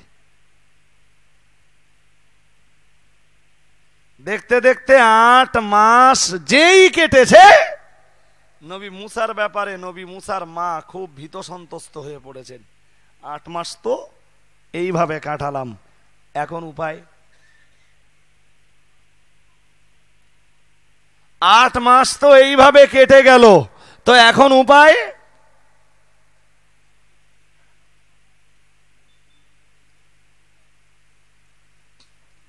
ভাইরা আমার মনে রেখে দিন, মহান রব্বুল আলামিন আল্লাহ কোরআন শরীফের ভিতরে জানিয়ে দিয়েছেন, আমার নবী মুসার মা যখন ভীত সন্ত্রস্ত হয়ে গেলেন, আমি আল্লাহ পাক রব্বুল আলামিন আমার নবী মুসার মাকে ডেকে বলে দিলাম, হে আমার নবী মুসার মা শোনো, আমি আল্লাহ পাক রব্বুল আলামিন বলে দিলাম, ফাইদা খিফতি আলাইহি, আমি আল্লাহ পাক রব্বুল আলামিন বলে দিলাম, তোমার মুসার ব্যাপারে যদি আতঙ্কগ্রস্ত হয়ে যাও, তোমার মুসার ব্যাপারে যদি তুমি তার প্রাণ নাশের আশঙ্কা যদি করো, তার জীবন চলে যাবার কোনো আশঙ্কা যদি করো, আমি আল্লাহ পাক রব্বুল আলামিন বলে দিলাম, ফালকি আলাইহি ফিল ইয়াম্মি, খবরদার যেন দেরি করবে না। একটা কাঠের বাক্সের ভিতরে তোমার বেটা মুসাকে ভরে দিয়ে তুমি নিঃসংকোচে নির্বিদ্বিধায় তোমার মুসাকে নীল নদের পানিতে ভাসিয়ে দাও। আমি আল্লাহ পাক রব্বুল আলামিন বলে দিলাম, ওয়ালা তাখাফি ওয়ালা তাহজানি, আর নীল নদের পানিতে ভাসিয়ে দিয়ে খবরদার ওই বাক্স যেন ডুবে যাবার চিন্তা করো না। তোমার মুসা পানিতে ডুবে মরে যেতে পারে এই আশঙ্কা যেন একবারও তুমি করো না।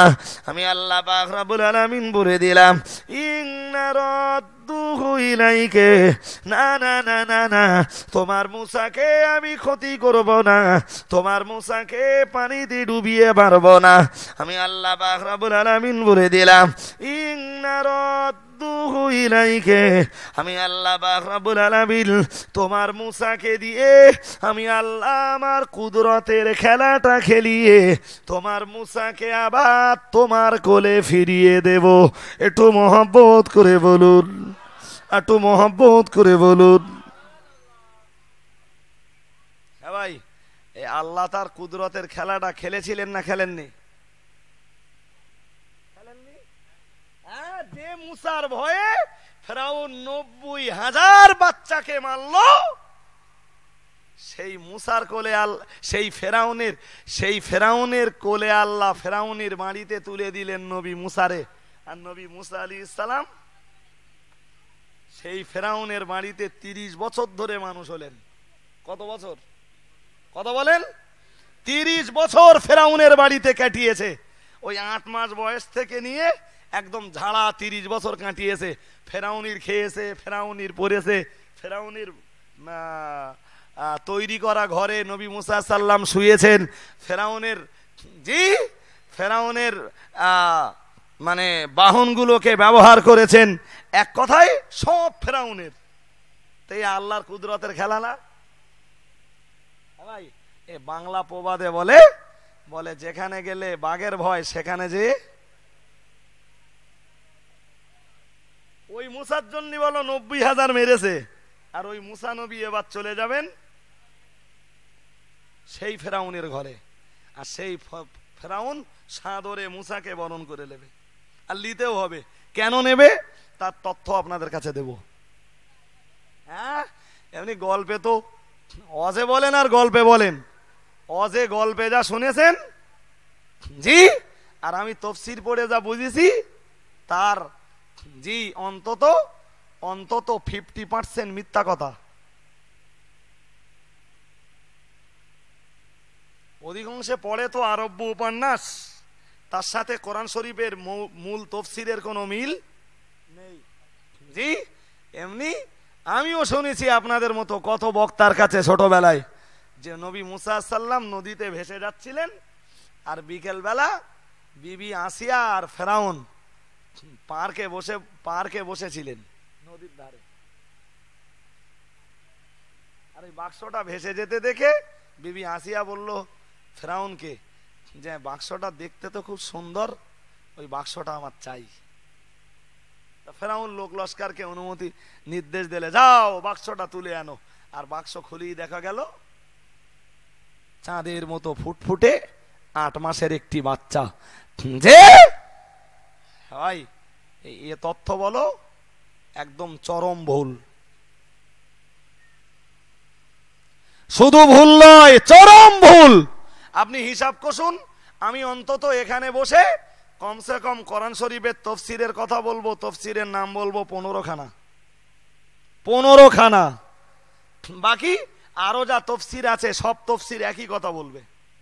ভাষা হয়তো ভিন্ন ভিন্ন হতে পারে, কিন্তু মূল কথাগুলো এক একটা রাইটারের এক একটা ভাষা, কিন্তু মূল কথা পাল্টাবে। কথা বলেন পাল্টাবে? পাল্টাবে না। আমি বলছি শোনেন, তফসিরে কাশাফ, তফসিরে বাইজাবি, তফসিরে কাবির, তফসিরে খাজিন, তফসিরে ইবনে কাসির জি, তফসিরে বাগাবি, তফসিরে বাহারুল উলুম, তফসিরে জালালাইন, তফসিরে রুহুল বায়ান, তফসিরে রুহুল মাআনি, তফসিরে আলী হাসান, তফসিরে মারিফুল কোরআন। 12টা বলে ফেলেছি। এই যত তফসির পড়বেন, কোন তফসিরে বলা নেই যে ফেরাউন আর বিবি আসিয়া বিকেলবেলা পার্কে বসে বসে গল্প করছিলেন, আর সেই সময় নবী মুসা নদীর পানিতে ভেসে যাচ্ছিল, আর বিবি আসিয়ার নজর পড়লে বাক্সটা দেখে বিরাট পছন্দ হলে বিবি আসিয়া ফেরাউনের কাছে আবদার করলো, হুজুর ওই বাক্সটা আমার একটু দরকার। এরম তথ্য নেই। তাম পৃথিবীর প্রামাণ্য সমস্ত তাফসীরের কিতাবে লেখা রয়েছে, নবী মুসা আলাইহিস সালামকে ফেরাউন নদীর পানি থেকে যখন তুলেছে তখন সূর্য কেবল উদয় হচ্ছে, পূব আকাশে সূর্য উদয় হচ্ছে। তার মানে অন্য অন্য দিনে ফেরাউনের এখনো ঘুম থেকে ওঠবার টাইম হয়নি। ফেরাউন আজকে বা নদীর ধারে এলে কেন? তাফসীরকারকরা তারও তথ্য দিয়েছেন যে আমি সে তথ্য বলে বিস্তার করে বলে গুছিয়ে বুঝিয়ে মানে আপনাদেরকে সময় পাবো না ভাই, তবু যতদূর না বললে নয় বলবো ইনশাল্লাহ। এবারে শোনেন, হযরত নবী মুসা আলাইহিস সালামের মা নবী মুসাকে নদীর পানিতে ভাসিয়ে দেবেন, এটাই তার সংকল্প, এটাই তার নিয়ত। জি, আল্লাহর নির্দেশ রয়েছে মুসা সাল্লামের মায়ের উপরে, তা তিনি ভাসিয়ে দেবেন, এটাই তার সংকল্প, নিয়ত। কিন্তু একটা বাক্স লাগবে তো, বাক্স তো বানাতে পারে কারা? কথা বলেন? কাঠ মিস্ত্রি, সুতোর মিস্ত্রি, তাই না? বাক্স বানাতে পারে সুতোর মিস্ত্রি। আর যে কোনো বাক্সে তো বাক্সের ভিতরে দিয়ে তো নদীতে ভাসিয়ে দেওয়া যাবে না, এমন বাক্স নিতে হবে যে বাক্সের ভিতরে পানি ঢুকবে না। হিসাব তাই বলে তো নাকি? হ্যাঁ, নীল নদটা তো এমনি খুব ছোটখাটো না, আর তার স্রোতের গতিও আছে, প্রচন্ড গতি। তাহলে এই প্রচন্ড গতি সম্পন্ন যে নদী, এই নদীতে মুসাকে যে কোনো বাক্সে তো ভাসিয়ে দেওয়া যায় না, বাক্স দরকার। আচ্ছা, আপনারা তো শুনেছেন, আমি বলে দেবো ইনশাল্লাহ, তা আপনাদের একটু টেস্ট করে দেখছি, যদি কিছু জানা থাকে বলবেন। মুসা নবীর মা বাক্সটা কোথায় পেয়েছিলেন? কারোর জানা আছে? কেউ এবিসি জানেন না? শোনেন, আমার জানাটা বলবো। আচ্ছা, আমি যেটা বইতে পড়েছি সেটা পরে বলতেছি, আমি যেটা আপনাদের মতো চটে বসে অজে শুনেছি সেটা আগে বলেলেই। তখন খুব ছোট, আর আমার অজ শোনার আগ্রহ ছিল খুব প্রবল ছোটবেলা থেকে। অজ হলি আমার কেউ থেকে রাখতে পারবে না, যাবই, মাদ্রাসা ছেড়ে দে, অসম্ভব। তার জন্য হুজুরদের কাছে 2-4 বার বোধহয় মারও খেয়েছি। কথা বুঝতে পারেননি যে তোর অজ শোনার আগ্রহ কেন?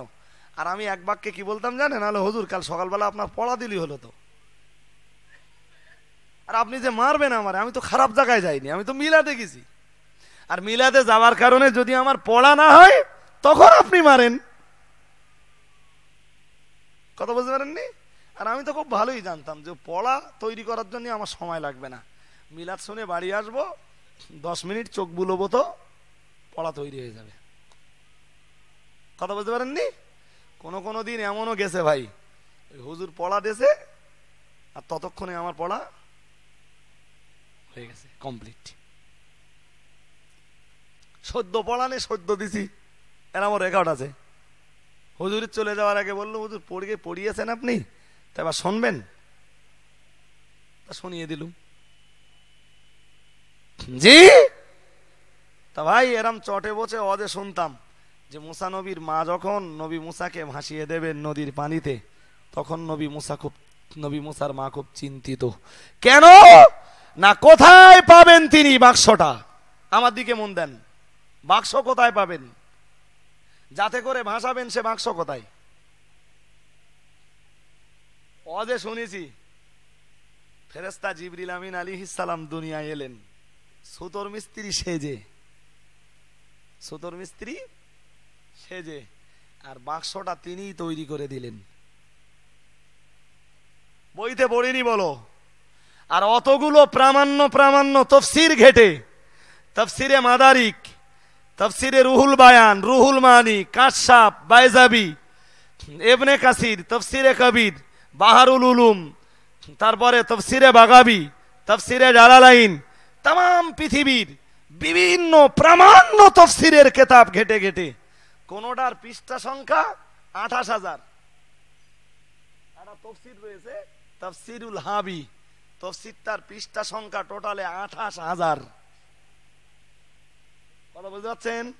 ওই আয়াতের ব্যাখ্যায় তাও খুঁজেছি, দেখি হুজুররা তো ছোট, আমি যখন ছোট ছিলাম হুজুররা স্টেজে ওয়াজ করতো, কোন তফসিরে পাওয়া যায়, যদি তফসিরে থাকে তো আমি খুঁজে বার করবো ইনশাল্লাহ। কোন তফসিরে পাইনি যে ফেরেশতা জিবরাইল এসে বাক্স তৈরি করেছিলেন। যে তবে এই যুগে যদি করতে দেখি তা সে হুজুরকে ডেকে অন্তত একবার জিজ্ঞেস করবো যে হুজুর তথ্যটা কোথায় পেয়েছেন। তারে ঠকানোর জন্য না, তার কাছ থেকে জেনে শেখার জন্য। আর কথা বুঝেননি? আসলে ভাই বক্তাদের সবচেয়ে বড় দলিল তো মাইকের আওয়াজ। মাইকের আওয়াজ এর চেয়ে বড় দলিল আর বক্তাদের কাছে কিছু নেই। তাম বাংলার মাটিতে শুধু ওয়াজ চলছে সোনার উপরে, পড়া টড়া কিচ্ছু লাগে না।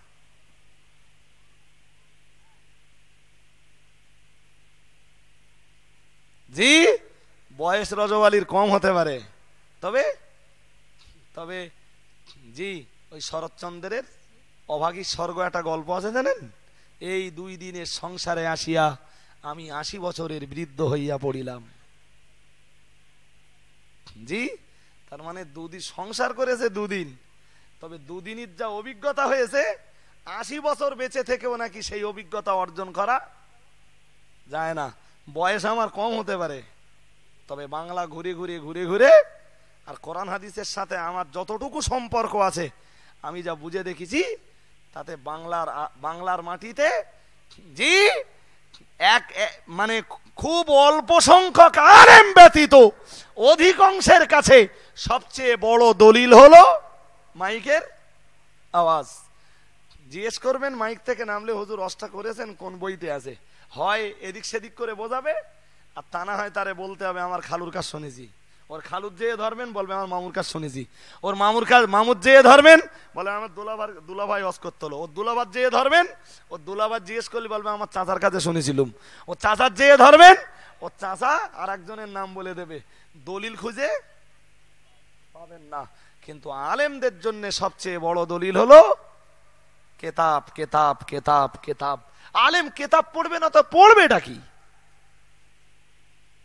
আমি ট্রেনে, বাসে, গাড়িতে বালিশে মাথা দিয়ে যতক্ষণ ঘুম না আসে ততক্ষণ আমার সম্পর্ক কেতাবের সাথে। বাঁচবো তো কেতাব নিয়ে, মরবো তো, কথা বলেন?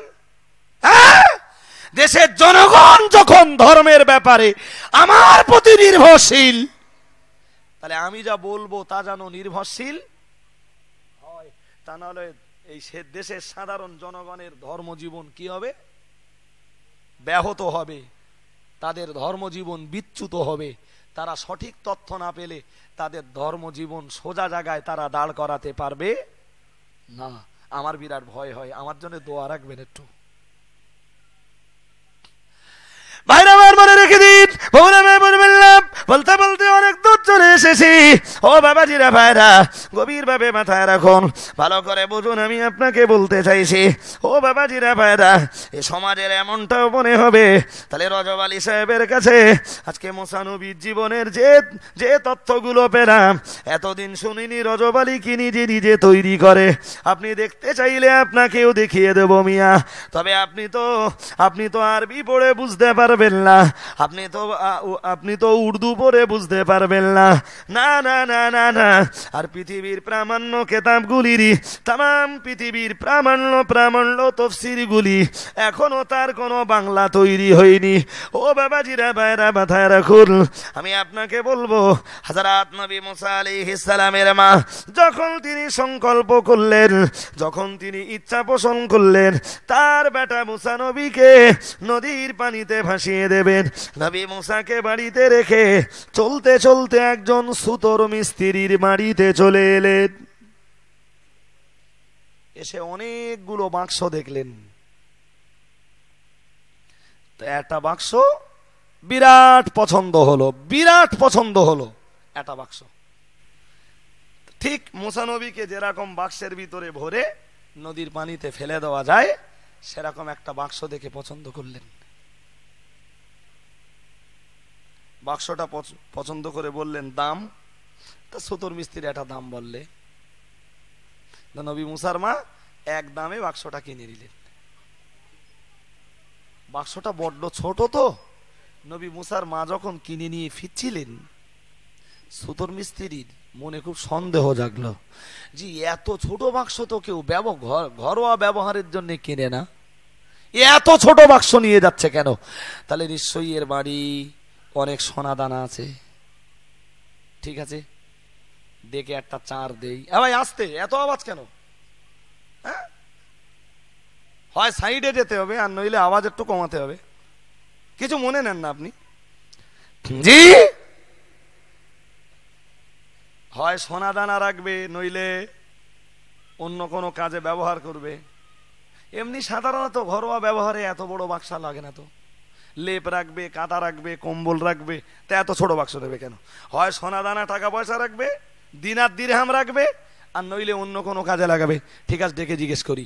মুসা নবীর মা তখন বাক্স নিয়ে ফিরছেন, আর মুসা নবীর মাকে ডেকে জিজ্ঞেস করছে, শুনুন একটা কথা একটু জিজ্ঞেস করবো? না, হ্যাঁ করুন। তাহলে বাক্স আপনি কি কাজে লাগাবেন? নবী মুসার মা বললেন, বাক্স কি কাজে লাগাবো তা আপনার কাছে কৈফিয়ত দেবো কেন? আপনি বিক্রেতা, আমি ক্রেতা, আমার দরকার হয়েছে, আমি কিনে নিয়ে যাচ্ছি, কৈফিয়ত আপনার কাছে দেবো কেন? সুতোর মিস্ত্রিও বিরাট চালাক, ও চট করে একটা চাল চেলে দিয়েছে। বলছে, ও বুঝতে পেরেছি, তোমার বাড়ি প্রচুর ধন সম্পদ আর টাকা পয়সা সোনা রূপা আছে, সেটা সোনা রূপা তুমি সব এই বাক্সে রাখবা। ঠিক আছে, আমি ফেরাউনির দরবারে খবর দিচ্ছি। আর যেই বলেছে ফেরাউনের দরবারে খবর দিচ্ছি, নবী মুসার মা আবার ঘুরে দাঁড়িয়েছেন। এক্ষুনি যদি ও ফেরাউনের দরবারে খবর দেয়, আর ফেরাউনের পুলিশ যদি আমার ঘর সার্চ করে, আমার ঘর সার্চ করে সোনা দানা পাবে না, কিন্তু আমার ঘরের মুসারে তো পাবে। উপায়? মাথাটা নিচু করেছেন, কি করা যায় এখন? সত্য কথা বললে মুসাকে ফেরাউনের পুলিশের হাতে তুলে দিতে হবে, আর ফেরাউনের পুলিশ মুসারে জবাই করবে। আর মিথ্যা কথা বললে তামাম পৃথিবীর ইতিহাসে একটি রেকর্ড হয়ে যাবে যে মুসার মা মিথ্যা কথা বলেছে। ভাইরা আমার মনে রেখে দিন, আল্লাহ নবী মুসা আলাইহিস সালামের মা প্রচন্ড চিন্তিত হয়ে গেলেন। ও বাবাজিরা, ভাইরা গভীর ভাবে মাথায় রাখুন, আল্লাহ পাকে নবী মুসা আলাইহিস সালামের মা বড় সন্তপ্ত হয়ে পড়লেন, প্রচন্ড চিন্তিত হয়ে পড়লেন। ও রব্বুল আলামিন আল্লাহ, আমি যদি সত্য কথা বলি তাহলে আমার মুসাকে ফেরাউনের লোক লস্করের হাতে তুলে দিতে হয়, আর মিথ্যা কথা বললে আপনি আমার প্রতি নারাজ হয়ে যান, আপনি আমার প্রতি বেরাজ হয়ে যাবেন। ও রব্বুল আলামিন আল্লাহ, এই কঠিন পরিস্থিতিতে আমি কি করব? ও বাবাজিরা, ভাইরা মাথায় রাখুন, আমার আল্লাহ পাক রব্বুল আলামিনের নবী হযরত মুসা আলাইহিস সালামের জননী নবী মুসা আলাইহিস সালামের আম্মা জান চিন্তা করতে করতে সিদ্ধান্ত এলেন, না না না না না, আমার জবান থেকে নির্গত হওয়া একটা মিথ্যা কথা আমার মুসাকে বাঁচাতে পারবে না, আমার মুসাকে হেফাজত করতে পারবে না। আমার মুসাকে বাঁচানোর মালিক আমার আল্লাহ, আমার মুসাকে মারবার মালিক আমার আল্লাহ। আমার আল্লাহ আমার বেটা মুসাকে মারতে পারেন, আমার আল্লাহ আমার মুসাকে বাঁচাতে পারেন, আমার আল্লাহ মানুষকে জয় দিতে পারেন, আল্লাহ মানুষকে পরাজয় দিতে পারেন। আল্লাহর কাছেই মানব জীবনের সফলতা, আল্লাহর কাছেই মানব জীবনের ব্যর্থতা, আল্লাহর কাছেই মানুষের জীবনের উত্থান, আল্লাহর কাছেই মানুষের জীবনের পতন। মহান রব্বুল আলামিন আল্লাহ যা ইচ্ছা তাই করতে পারেন। ইন্নাল্লাহা আলা কুল্লি শাইইন কাদির, নিশ্চয়ই মহান আল্লাহ হলেন সর্বশক্তিমান। আল্লাহ যখন বাঁচাতে পারেন, আল্লাহ যখন মারতে পারেন। যে ফেরাউনের তাণ্ডবে 90,000 মা বাচ্চা শূন্য হয়েছে, 90,000 মায়ের কোল থেকে বাচ্চা ছিড়িয়ে দিয়ে বাচ্চাগুলোকে জবাই করা হয়েছে, বাচ্চাগুলোকে মেরে দেওয়া হয়েছে। সেই পিরিয়ডে আল্লাহ তাআলা আমার মুসার উপরে দয়া পরবশ হয়ে 8 মাস আল্লাহ আমার মুসাকে আমার কোলে বাঁচিয়ে রেখেছে। একটু মহব্বত করে বলুন। আল্লাহ নবী মুসা আলাইহিস সালামের মা ও বাবাজিরা বাইরা সিদ্ধান্ত নিয়েছে যে আল্লাহ এই কঠিন পরিবেশের ভিতর দিয়ে 8 মাস আমার মুসাকে বাঁচিয়ে রেখেছেন, আমি আমার মুসাকে বাঁচানোর জন্য মিথ্যা কথা বলবো না। আমার মুসাকে বাঁচানোর মালিক আমার আল্লাহ, মারার মালিক আমার আল্লাহ। আমার আল্লাহ সন্তুষ্টির জন্য আমি সত্য কথাটাই বলবো। একটু মহব্বত করে বলুন, একটু মহব্বত করে বলুন। তারপর নসিবে যেটা আছে সেইটা হবে। মিথ্যা কথাটা বলবো না। হ্যাঁ ভাই, মিথ্যা কথা আপনাকে জয় দিতে পারে না। মিথ্যা কথা পারে আপনাকে পরাজিত করতে, পরাজয়ের গ্লানি মাথায় তুলে দিতে। মিথ্যা কথা আপনাকে এনে দিতে পারে ব্যর্থতা, মিথ্যা কথা কাউকে সফলতা এনে দিতে পারে না। আমার অজন্য কিছুই নয়। আজকের মজলিস থেকে ফিরে যাবার সময় অন্তত আমার অজের একটা শিক্ষা নিয়ে বাড়ি যান, যে মিথ্যা কথা কখনো বলবো না। কাজে কামে, ওঠা বসা, আচার আচরণে, যে কৃষ্টি কালচার তাহজিব তামাদ্দুনে, ব্যবসা বাণিজ্যে, কোন জায়গায় মিথ্যা কথা বলবো না। মিথ্যায় সফলতা নেই, সফলতা রয়েছে সত্যের ভিতরে। সুবহানাল্লাহ বলেন। আমি তা প্রমাণ করে দেব। তবে অবাক হয়ে যাই ভাই, অবাক হয়ে যাই। আজকে সাধারণ সমাজের ভিতরে যেমন মিথ্যা ধোঁকাবাজি চলছে, জি ঠিক তেমনটাই মিথ্যার যেন প্রতিযোগিতা চলছে এই রূপ স্টেজগুলোতে। যা বলতে আমার বিরাট কষ্ট হয়, কারণ আমি সেই সমাজের একজন। আর উপরে থুতু ফেললি গায়ে পড়ে, কথা বুঝতে পারছেন? তাই কষ্ট হয়, তাই কষ্ট হয় যে আল্লাহ ভাই এমনও কাঁচা কাঁচা মিথ্যে কথা অজনসিয়াতের স্টেজগুলোতে ইভেন শুনছি, শুনে শুধু মনে হয় আল্লাহ কোরআন আর হাদিসের স্টেজে এরা এত কাঁচা কাঁচা মিথ্যা কথা বলছে, তা তোমার ফয়সালা নেই?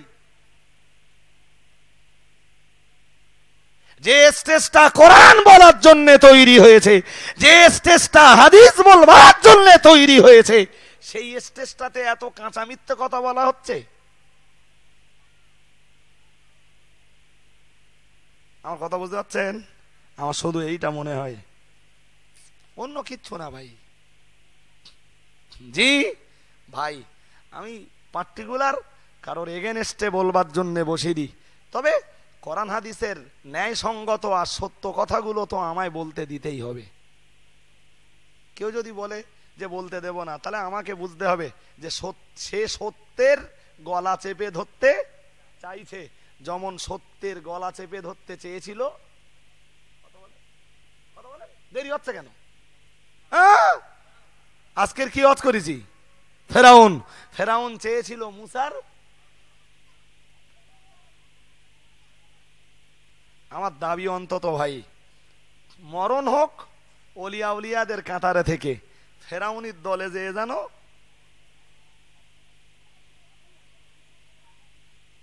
বাঁচবো, জীবনে এক মুহূর্ত বাঁচবো তো বাঘের মতো গর্জাতে গর্জাতে বাঁচবো, বিড়ালের মতো ওয়াও ওয়াও ওয়াও করে 1000 বছর বেঁচে কিছু হবে না। ভাইরা আমার মনে রেখে দিন, বলতে বলতে অনেক দূর চলে এসেছি। ও বাবাজিরা ভাইরা গভীর ভাবে মাথায় রাখুন, আজকে কাউকে বা সমাজের মাটিতে প্রচার করে দেওয়া হয়েছে। ও বাবাজিরা ভাইরা গভীর ভাবে মাথায় রাখুন, আজকে এরকম স্টেজগুলোতে কারণ নামে প্রচার করা হয়েছে তবলিগ, কারণ নামে প্রচার করা হয়েছে ওয়াহাবি, কারণ নামে প্রচার দেওয়া হয়েছে সিলসিলার দুশমন।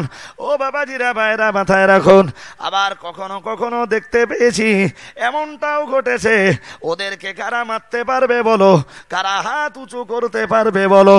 আর সমাজের একটা শ্রেণীর বোকা তাদের কথায় হাত পর্যন্ত উঁচু করেছে। এমনটাও চলছে আজকের এই অজনসিয়তের স্টেজগুলোতে। ও বাবাজিরা ভাইরা, না না না না না, এই জিনিস ইসলাম সমর্থিত নয়, এই জিনিস কোরআন সমর্থিত নয়। ও বাবাজিরা ভাইরা, মানুষকে মারার জন্যে রাসূলুল্লাহ কোনোদিন কাউকে লেলিয়ে দেননি। মানুষকে মারার জন্যে পীর ওলিরা কাউকে কোনোদিন লেলিয়ে দেননি। মানুষকে মারার জন্যে আলেম হাফেজরা কোনো যুগে কাউকে লেলিয়ে দেননি। আবু জেহেল, আবু লাহাব, উতবা, সায়েবা, রাবেয়া, ফেরাউন, কারুন, হামান, সাদ্দাত, ও বাবাজিরা ভাইরা, এরাই মানুষকে মারবার জন্যে আর এক শ্রেণীর মানুষকে লেলিয়ে দিয়েছে। আমি জানো অবাক হয়ে যাই, আমি জানো বাকারা হয়ে যাই মিয়াজি। ও বাবাজিরা ভাইরা, মাথায় রাখুন, হযরত নবী মুসা আলাইহিস সালামের কথা বলছিলাম। আল্লাহ পাকের নবী মুসা আলাইহিস সালামের মা সিদ্ধান্ত নিয়েছেন মিথ্যা কথা বলবো না, কোন রূপ জালিয়াতি রাস্তায় নেব না। আল্লাহ আমায় নসিবে যেটাই রেখেছেন সেটাই হবে। ও বাবাজিরা ভাইরা, মাথায় রাখুন, আমার আল্লাহ পাকের নবী মুসা আলাইহিস সালাম, মুসা আলাইহিস সালামের জননী বলেছিলেন, ওই সুতোর মিস্ত্রিকে লক্ষ্য করে বলেছিলেন, ফাকালাত ইবনুল্লি উখবিউহু। আমি তাফসীরে যা পড়েছি তাই বলছি। নবী মুসা আলাইহিস সালামের মা বলেছিলেন, আসলে আমার একটি পুত্র সন্তান রয়েছে, ছেলেটার বয়স হলো 8 মাস, আমি এই বাক্সের ভিতরে সেই ছেলেটাকে লুকিয়ে ফেলবো। সুবহানাল্লাহ বলেন, একটু মহব্বত করে বলেন।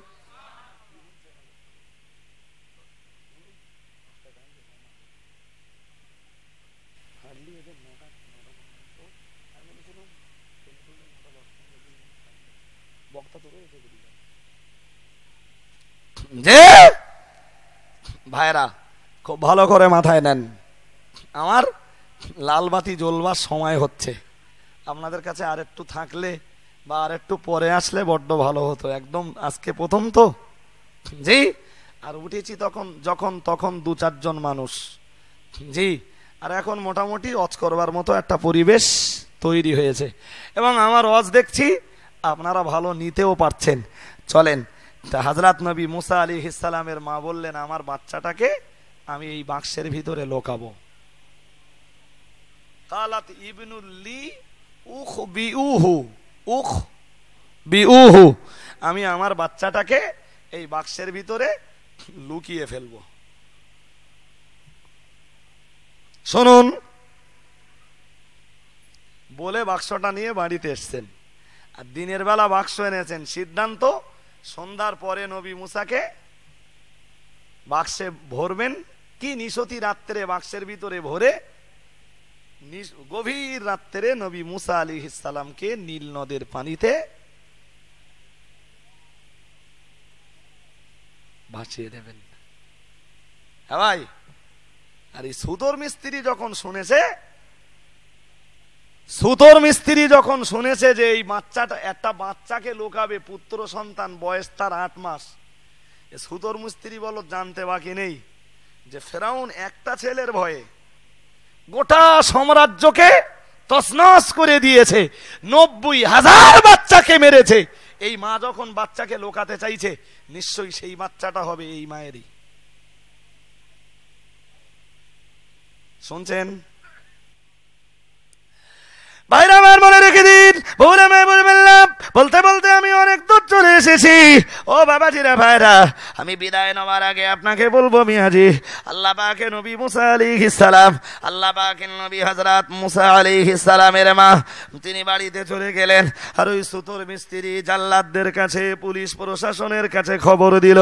পুলিশ প্রশাসনের কাছে যে খবর লাগালো, ও বাবাজিরা ভাইরা, পুলিশ প্রশাসনের কাছে নিজে পৌঁছে গেল। আপনারা যে বাচ্চাটাকে খুঁজতে যে এই ইসরাইল গোত্রের একটি নয়, দুটোই নয়, 90,000 মায়ের কোল থেকে বাচ্চা ছিনিয়ে নিয়ে তাদের জীবনকে নির্বাপিত করে দিয়েছেন, আমি আপনাদেরকে সেই বাচ্চাটির সন্ধান দিতে পারবো। কি তুমি সেই বাচ্চাটা সন্ধান দেবে, বলো কোথায়? ও কেবল বলতে যাবে, কেবল বলতে যাবে। আল্লাহ তো কুদরতের খেলা দেখাবেন এবার নাকি? ভাই বললে তো সঙ্গে সঙ্গে ফেরাউনের পুলিশ প্রশাসন চলে আসবে, ফেরাউনের সিকিউরিটিরা তো চলে আসবে। যে আল্লাহ নবী হযরত মুসা আলাইহিস সালামের মা নিশ্চিন্তায় রয়েছেন, হেফাজতের দায়িত্ব আল্লাহর। জি ও ভাই, আর যেই বলেছে আমি তোমাদেরকে খবর দেব, ওরা জিজ্ঞেস করেছে দাও, আর ও যেই বলতে গেছে স্পষ্টই তাফসীর কারকরা লিখেছেন মহান আল্লাহ ওই সুতোর মিস্ত্রির জিহবাটাকে আটকে দিলেন। সুবহানাল্লাহ বলেন, একটু মহব্বত করে বলেন। ফামসাকাল্লাহু লিসানাহু, আল্লাহ তার জিভটাকে আটকে দিলেন। ও কথা বলতে পারতেছ না, ও তখন হাতের ইশারায় হেরাম করতেছে, আর একটু আগে কথা বলেছে আর এখন এরম করতেছে। ফেরাউনের পুলিশ আর জাল্লাদের লোকেরা বলতেছে ইদরিবুহু মারো এরে। ভাই ওর পিঠ মাসবে, কথা বলেন, মার তো পড়েছে চতুর্দিক দিয়ে, যে আর এত বেশি মার পড়েছে সে মারির কল্পনা করা যায় না। ও তো মোটামুটি মার ধর খেয়ে ওখান থেকে বেরিয়েছে যে আমি এদের ভালো করতে আসলুম আর এরাই আমারে মারলে, ঠিক আছে। ও তো কথাই বলতে পারতেছে না যে তোমরা আর মারতস কেন। জি ও যখন ফেরাউনের পুলিশ প্রশাসনের দরবার ছেড়ে আবার ওর কাঠের ঘরে এসে ওর জবান আবার খুলে গেছে। এই তো তাহলে আবার যাই,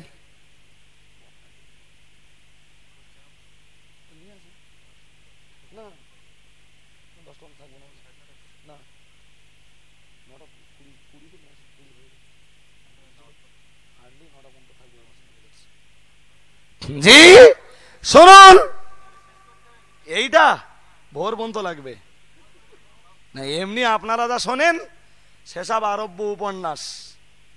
জি তাই আমার কথা শোনেন, তাই আপনাদের কাছে ততটা শ্রুতি মধুরও হয় না, আর বক্তার বলতেও তত ভালো লাগে না। কিন্তু বিশ্বাস করুন, আমি যে কোনো জিনিস বলবার আগে যদি তার সূত্র কোরআন শরীফে থাকে, কোরআন শরীফের অন্তত 2-5খানা 2-10খানা তফসির না ঘেটে আমি বলি নেকো। আমি যেটা বলতে চাইছিলাম এইটুকু বলবো, বিদায় নেব। বাকি সুযোগ যখন হবে আবার এই গ্রামে আমার আর এবছর দাউতাস কিনা জানি নেকো। জি তো শুনুন, ও আবার ভাবতেছে এবার যাই, জবান খুলে গেছে যখন বলে আসি, ও আবারই আছে। ভাই ওর মায়ের পাকতেছ না খেলাটা কার? আল্লাহর কুদরতের খেলা, তো ও কিছু করতে পারে? ভাইরা আমার মনে রেখে দিন, বলতে বলতে অনেক দূর চলে এসেছি। ও বাবাজিরা ভাইরা গভীর ভাবে মাথায় রাখুন, আবার যখন ও চলে এলো, আবার ফেরাউনের পুলিশ প্রশাসন আর লোক লস্করের কাছে যখন চলে এলো, ও বাবাজিরা ভাইরা মাথায় রাখুন, আবার বলল আমি তোমাদেরকে সেই ছেলেটির সন্ধান দেব যে ছেলেটির জন্য ফেরাউন 90,000 বাচ্চাকে মেরেছে। ও বাবাজিরা ভাইরা ফেরাউনের পুলিশ প্রশাসন বলল দাও, আর আবার দ্বিতীয়বারে যেই না বলতে গেল, ফামসাকাল্লাহু লিসানাহু, মহান আল্লাহ পাক রব্বুল আলামিন ওর জবানটাকে আরো একবার আটকে দিলেন। একটু মহব্বত করে বলুন, শুধু আটকে দিলেন তাই না, আর এরা বলছে ইদরিবুহু, ঝাড়ো। আর মায়ের কারে বলে পাকামি মারতে আসতেছ বারবার। জি ও শুধু এরম করতেছে, তার মানে আমার কাছে এসে একজন মহিলা বাক্স কিনে লিখেছে, সেই বাক্সে ভরে একটা বাচ্চা নদীতে ভাসিয়ে দেবে। ভাই মার ধর খেয়ে আবার ও দোকানে ফিরে এসে, দোকানে যখন ফিরে এসে আবার জবান আবার কথা বলতে পারতেছে। তাহলে এই তো লাস্ট চান্স। কিন্তু ভাই এই যত বেশি চান্স নেবে আল্লাহর গজব তত বাড়বে না কমবে? বাড়বে না। এবার দেখেন খেলা, ভাইরা আমার মনে রেখে দিন, তৃতীয়বার আবার হাজির হয়েছে। ও বাবাজিরা ভাইরা, আবার পুলিশ প্রশাসনের দরবারে হাজির হয়েছে।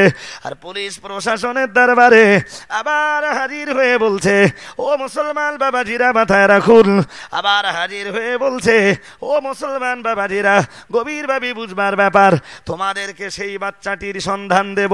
ফেরাউনের রাজ্য যে বাচ্চাটি তছনছ করে দেবে, ফেরাউন সম্ভাবনা পেয়েছে যে বাচ্চাটির ব্যাপারে, যে বাচ্চাটির জন্য ইসরাইল গোত্রের 90,000 বাচ্চাকে মেরে ফেলা হয়েছে, সেই বাচ্চাটির সন্ধান দিতে পারি। তা বলল হা দাও।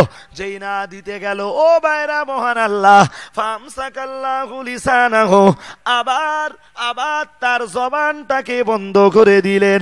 আর এবার শুধু জবান বন্ধ করে দিলেন তাই না, ওয়াবাসারাহু, আর মহান আল্লাহ তার চোখ দুটোকে নষ্ট করে দিলেন। একটু মহব্বত করে বলেন। এবার কথাও বলতে পারতেছে না, চোখই দেখতেও পাচ্ছে না।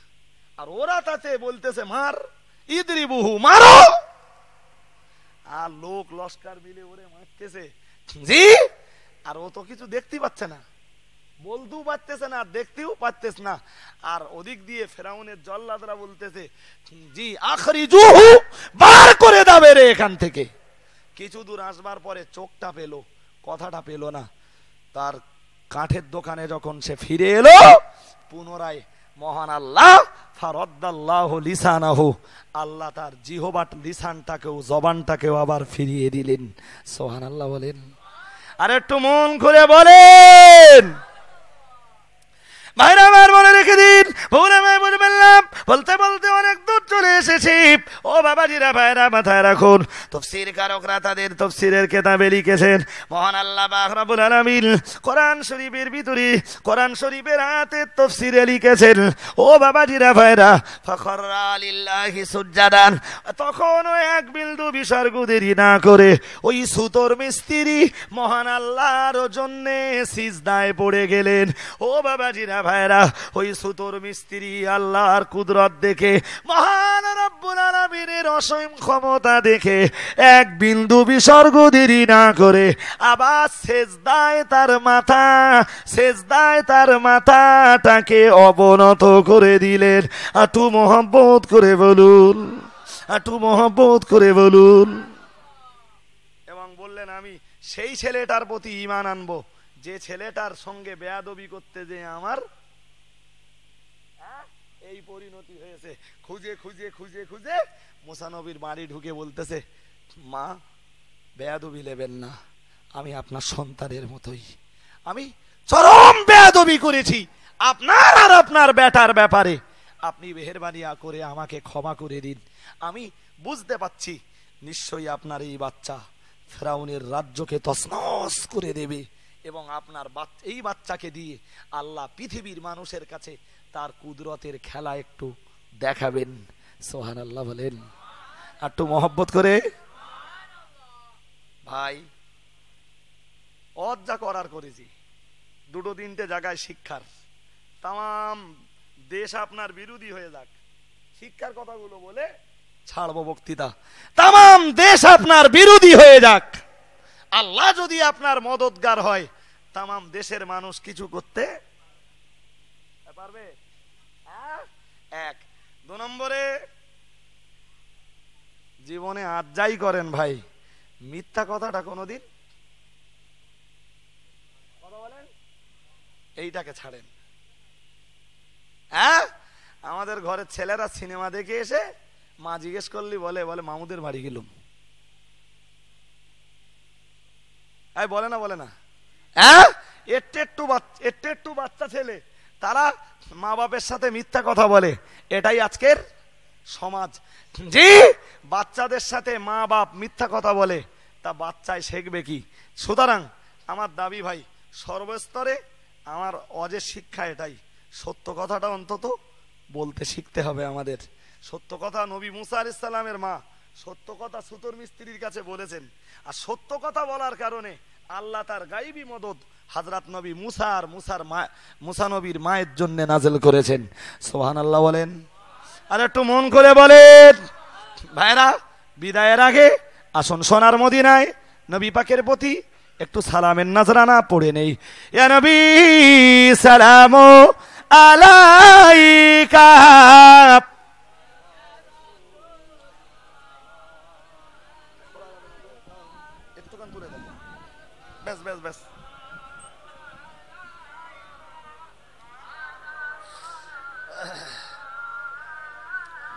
আমরা যে আপনার দিবানা, আপনি যে মোদের ঠিকানা, কবে যাব আবার মদিনা, পাঠালাম সালামের নজরানা। ইয়া নবী সালামু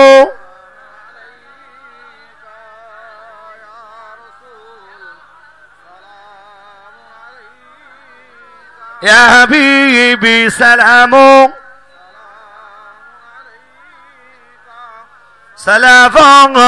সালাওয়াতুল্লাহি,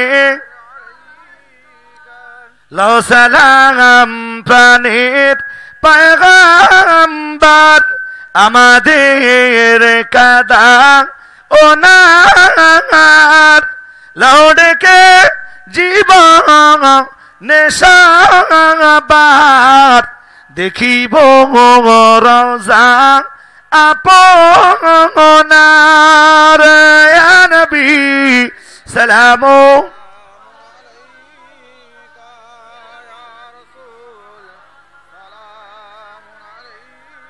ইয়া হাবিবি সালামু আলাইকা, সালাওয়াতুল্লাহি।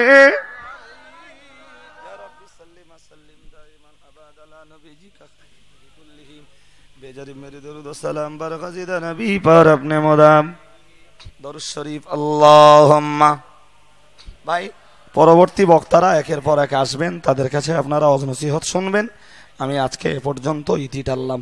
ওমা আলাইনা ইল্লাল বালাগ। দরুদ শরীফ। আল্লাহুম্মা